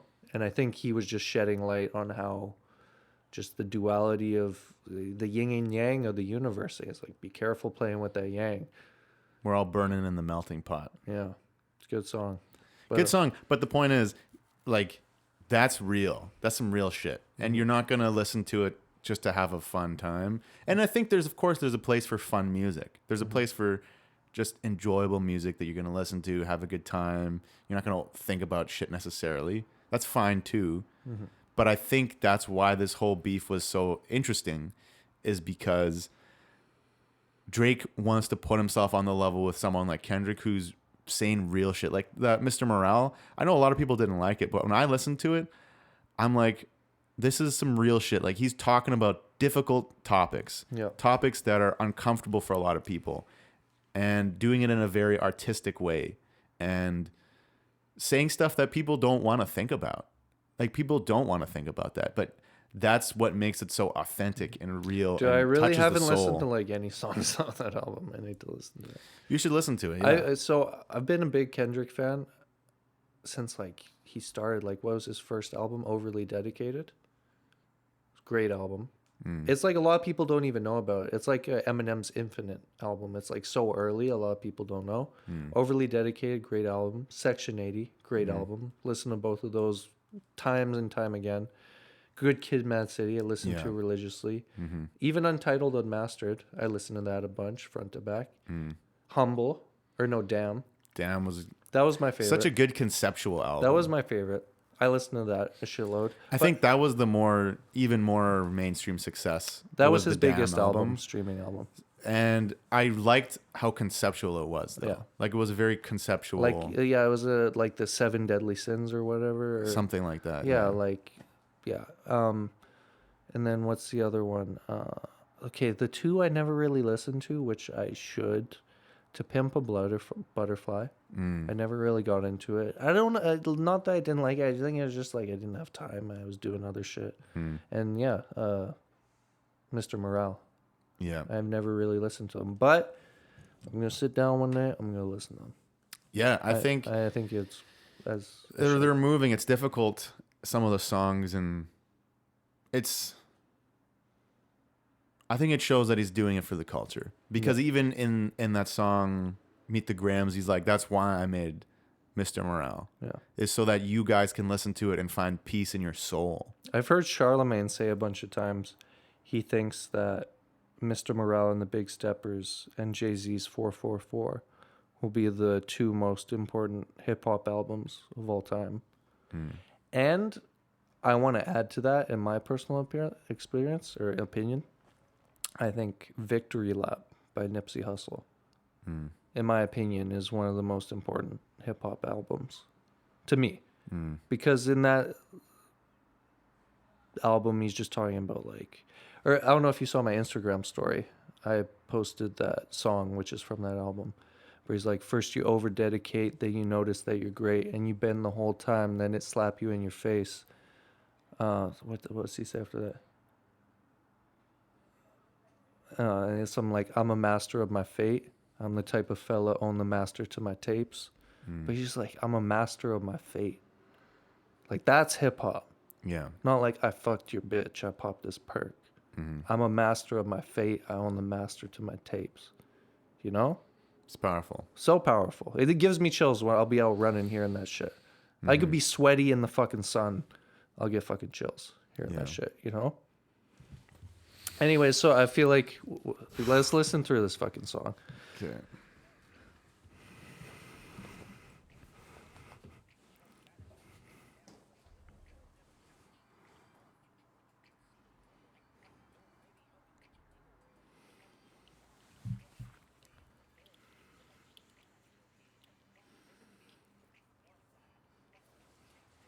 But you lied. No, I was just saying. Colonizer.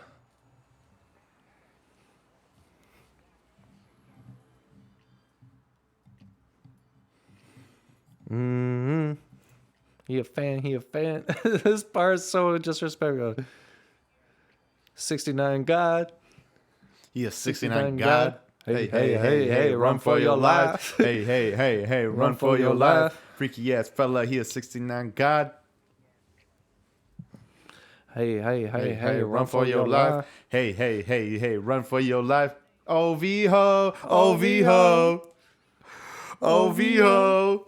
This way. Step that way, step this way, step It's like I want to start line dancing. Dude, you could literally, you know how you used to line dance in high school? I could picture line dancing to this, or square dancing. We're going to see it. Dude, Kendrick has kind of been on some square dancing shit with like his, I don't know. Does that make sense? Maybe I'm tripping. With his southern accent? Yeah, or like his style the last few years, kind of like a square dancing style. Anyway. Like the hip hop hillbilly thing, I don't know. Yeah. Oh, okay, crazy. Just when I heard that, completely shocked and blown away. Yeah, I think now we're at 2 hours and 50 minutes. Yeah, we still got the hard part 6. Fuck the hard part 6. Okay, and this is our final recap. It sucked. It was weak. Terrible. He shouldn't have released it. He's just waving the white flag. It was a white flag. He sounded defeated because you know how in this song, like he had so much energy. Yeah. It was deflated. Dude, he knew he lost. He just wanted to cover up the pedophile allegations. And it made it worse. Because he has some bars on there where he's like, I knew you were going to take the Epstein angle. We planted that information. And, okay, this is what I want to talk about. Have you read the comments? Have you read the comments? No, not the lyrics. The comments. Or I guess pull up the lyrics. You don't even need to pull up the lyrics. Go to the Hard Part 6 on YouTube. Read the comments. Okay. Have you seen the comments? No. Oh, my God,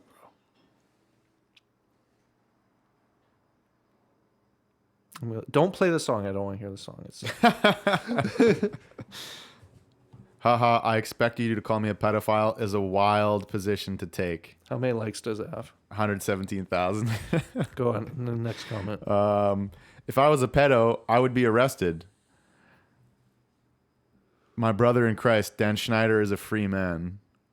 Drake really said he too famous to be with minors. What the fuck kind of a statement is that? He hasn't seen the news lately. How many likes? 1,500. Or here's one. This one has 54,000. If I was a pedo, I would have been arrested. Got to be one of the wildest takes I heard so far. Yeah, I think everybody thinks that. 54,000 likes. Or this beef will be generational. 116,000 likes. Bro, this is on his video, bro. All the comments leading up to Kendrick dropping Not Like Us, like Drake's comment section were on his side. Yeah. And then only after that dropped and he dropped this, just complete. Like, I think Kendrick actually ruined Drake's career. Honestly, I think most of the time I'm like, oh, cancel culture is kind of bullshit. But I feel like Drake just got canceled. I think he might have actually just got canceled. But for good reason. Like, it's not on some bullshit. Like, I think there's like, he was legitimately There must canceled. be, bro. If everyone in the industry hates you, you must have done something. You shouldn't have fucked everyone's girl, man. You know? The ghostwriter left the stew for 5 minutes, and Drake took that as a sign to pick up the pen. Yeah, they were like his ghost because just mocking child sexual assault victims while being accused of being a pedo by the masses is a wild position to take. So in this song, he makes fun of Kendrick for apparently getting molested, and people didn't even fucking listen to Mr. Morale clearly because in the song he doesn't say he was molested. He says that his mom thought he was molested, and he was like, "No, I never lied. Like I was not molested." But why did she think he was molested? Because she was molested when she was younger, and so she was just very worried about it. But it's just that's another wild take to take. Or at the So at the end of this song, what does he almost throws a shot at Michael Jackson. Does he? Go to the lyrics where he's like, I don't want to hear it. I don't want to hear it. You don't know what- Dude, it's bad, bro. It's not good. He takes a weird shot at Michael Jackson, like at the end of the song. Okay, what does he say? He says, Like, it's like, bro, are you dissing Michael Jackson? Can you see it? like when he was talking or when he was still rapping? I can't remember.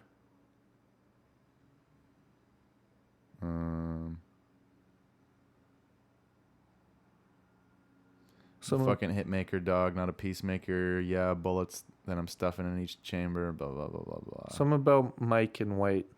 If you bump an R. Kelly, you could thank the savior. He makes a weird like White Michael Jackson reference, but it's like, yo, is that a Michael? Oh, he's like, you actually secretly want to be white, Like Mike or something? What's or was that in Family Matters? that might? I don't know, man. It's so hard to keep up, dude. I think we've done our best, the best we could. We might have done the deepest dive on this. I think we did a good deep dive here. No diddy. Dude, we're getting it with the soundboard. Okay, man. Fuck. Yeah, we're just about 3 hours now. God damn.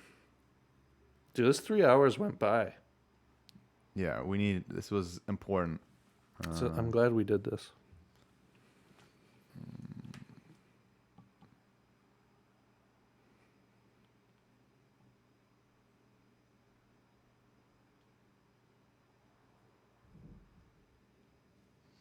Yeah, just the outro. He's like, I'm not gonna lie, this shit was some good exercise.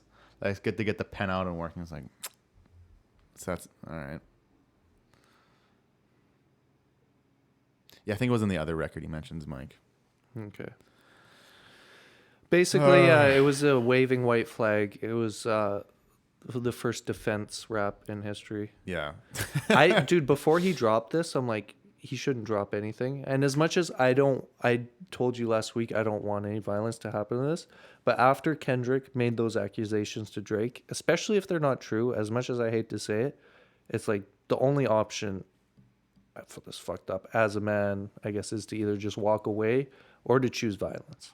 Yeah. Like if someone's going to disrespect your legacy like that and tarnish your image, especially if you claim to be about that life or whatever. He should not claim that. No, but it's like I've heard a bunch of people say, like, how do you even respond to that? It's like, no, you don't. You got to fucking smoke the dude or something like that. Yeah, I think To he just even needs respond to- is a defeat. It doesn't matter how good he was rapping. Yeah, he just needs to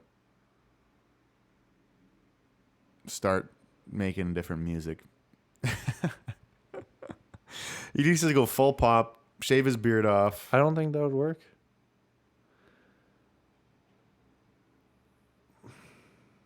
Yeah, I don't know. I think if I hear people listen to Drake after this, I'm going to look at them a little sideways. Yo, bro, even the people that are so quick to defend him, this is weird, bro, but it's like,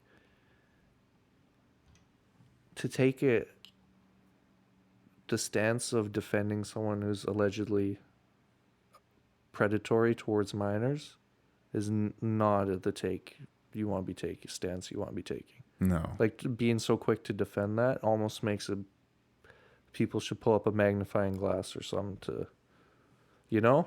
Yeah. Anyways.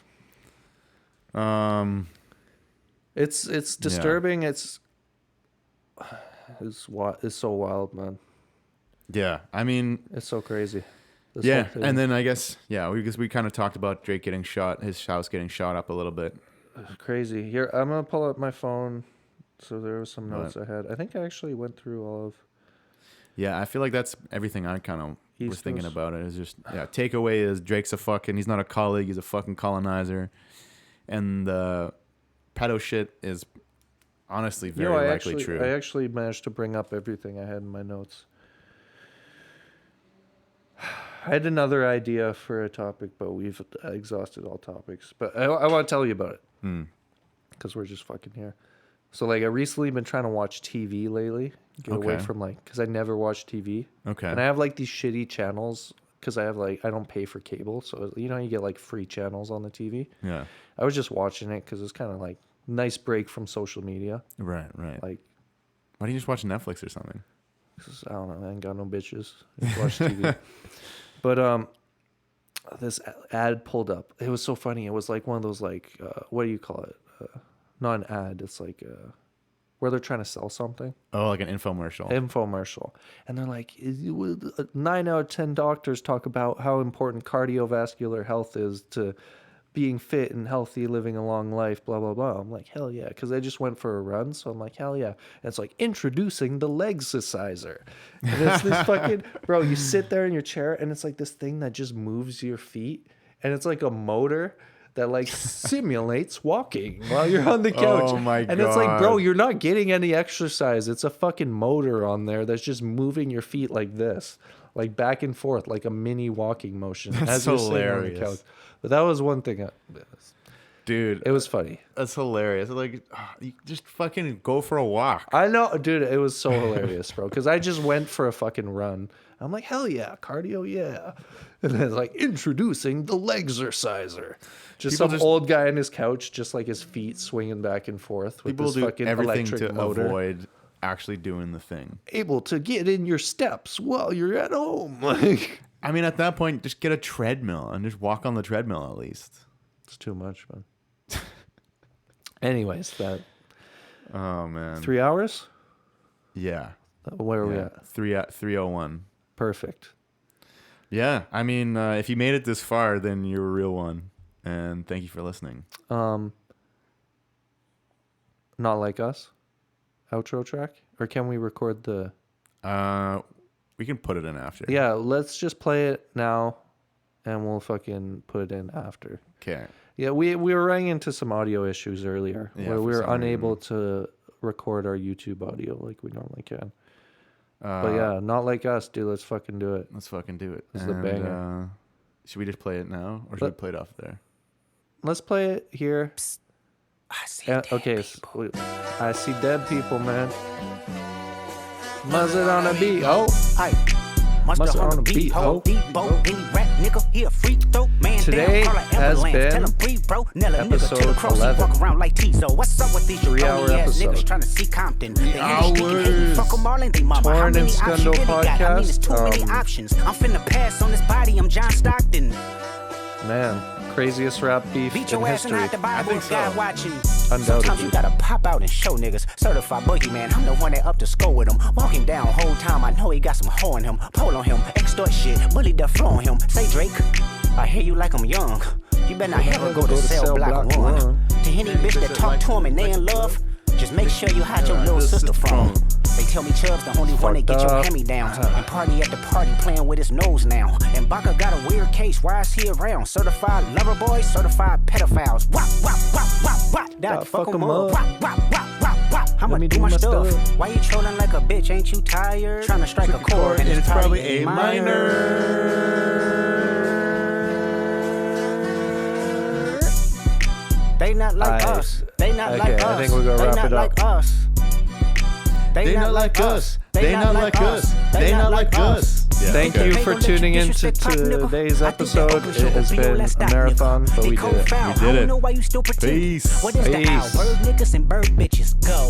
The audience not dumb. Shape the stories how you want. Hey Drake, they're not slow. Rabbit hole is still deep. I can go further, I promise. Ain't there some P-rest that's for bitching? You Malibu most wanted. Ain't no love boy, you ball boy. Fish Gatorade or something. Since 2009, I had this bitch jumping. You niggas will get a wedgie. Be flipped over your boxes. Or over your foe.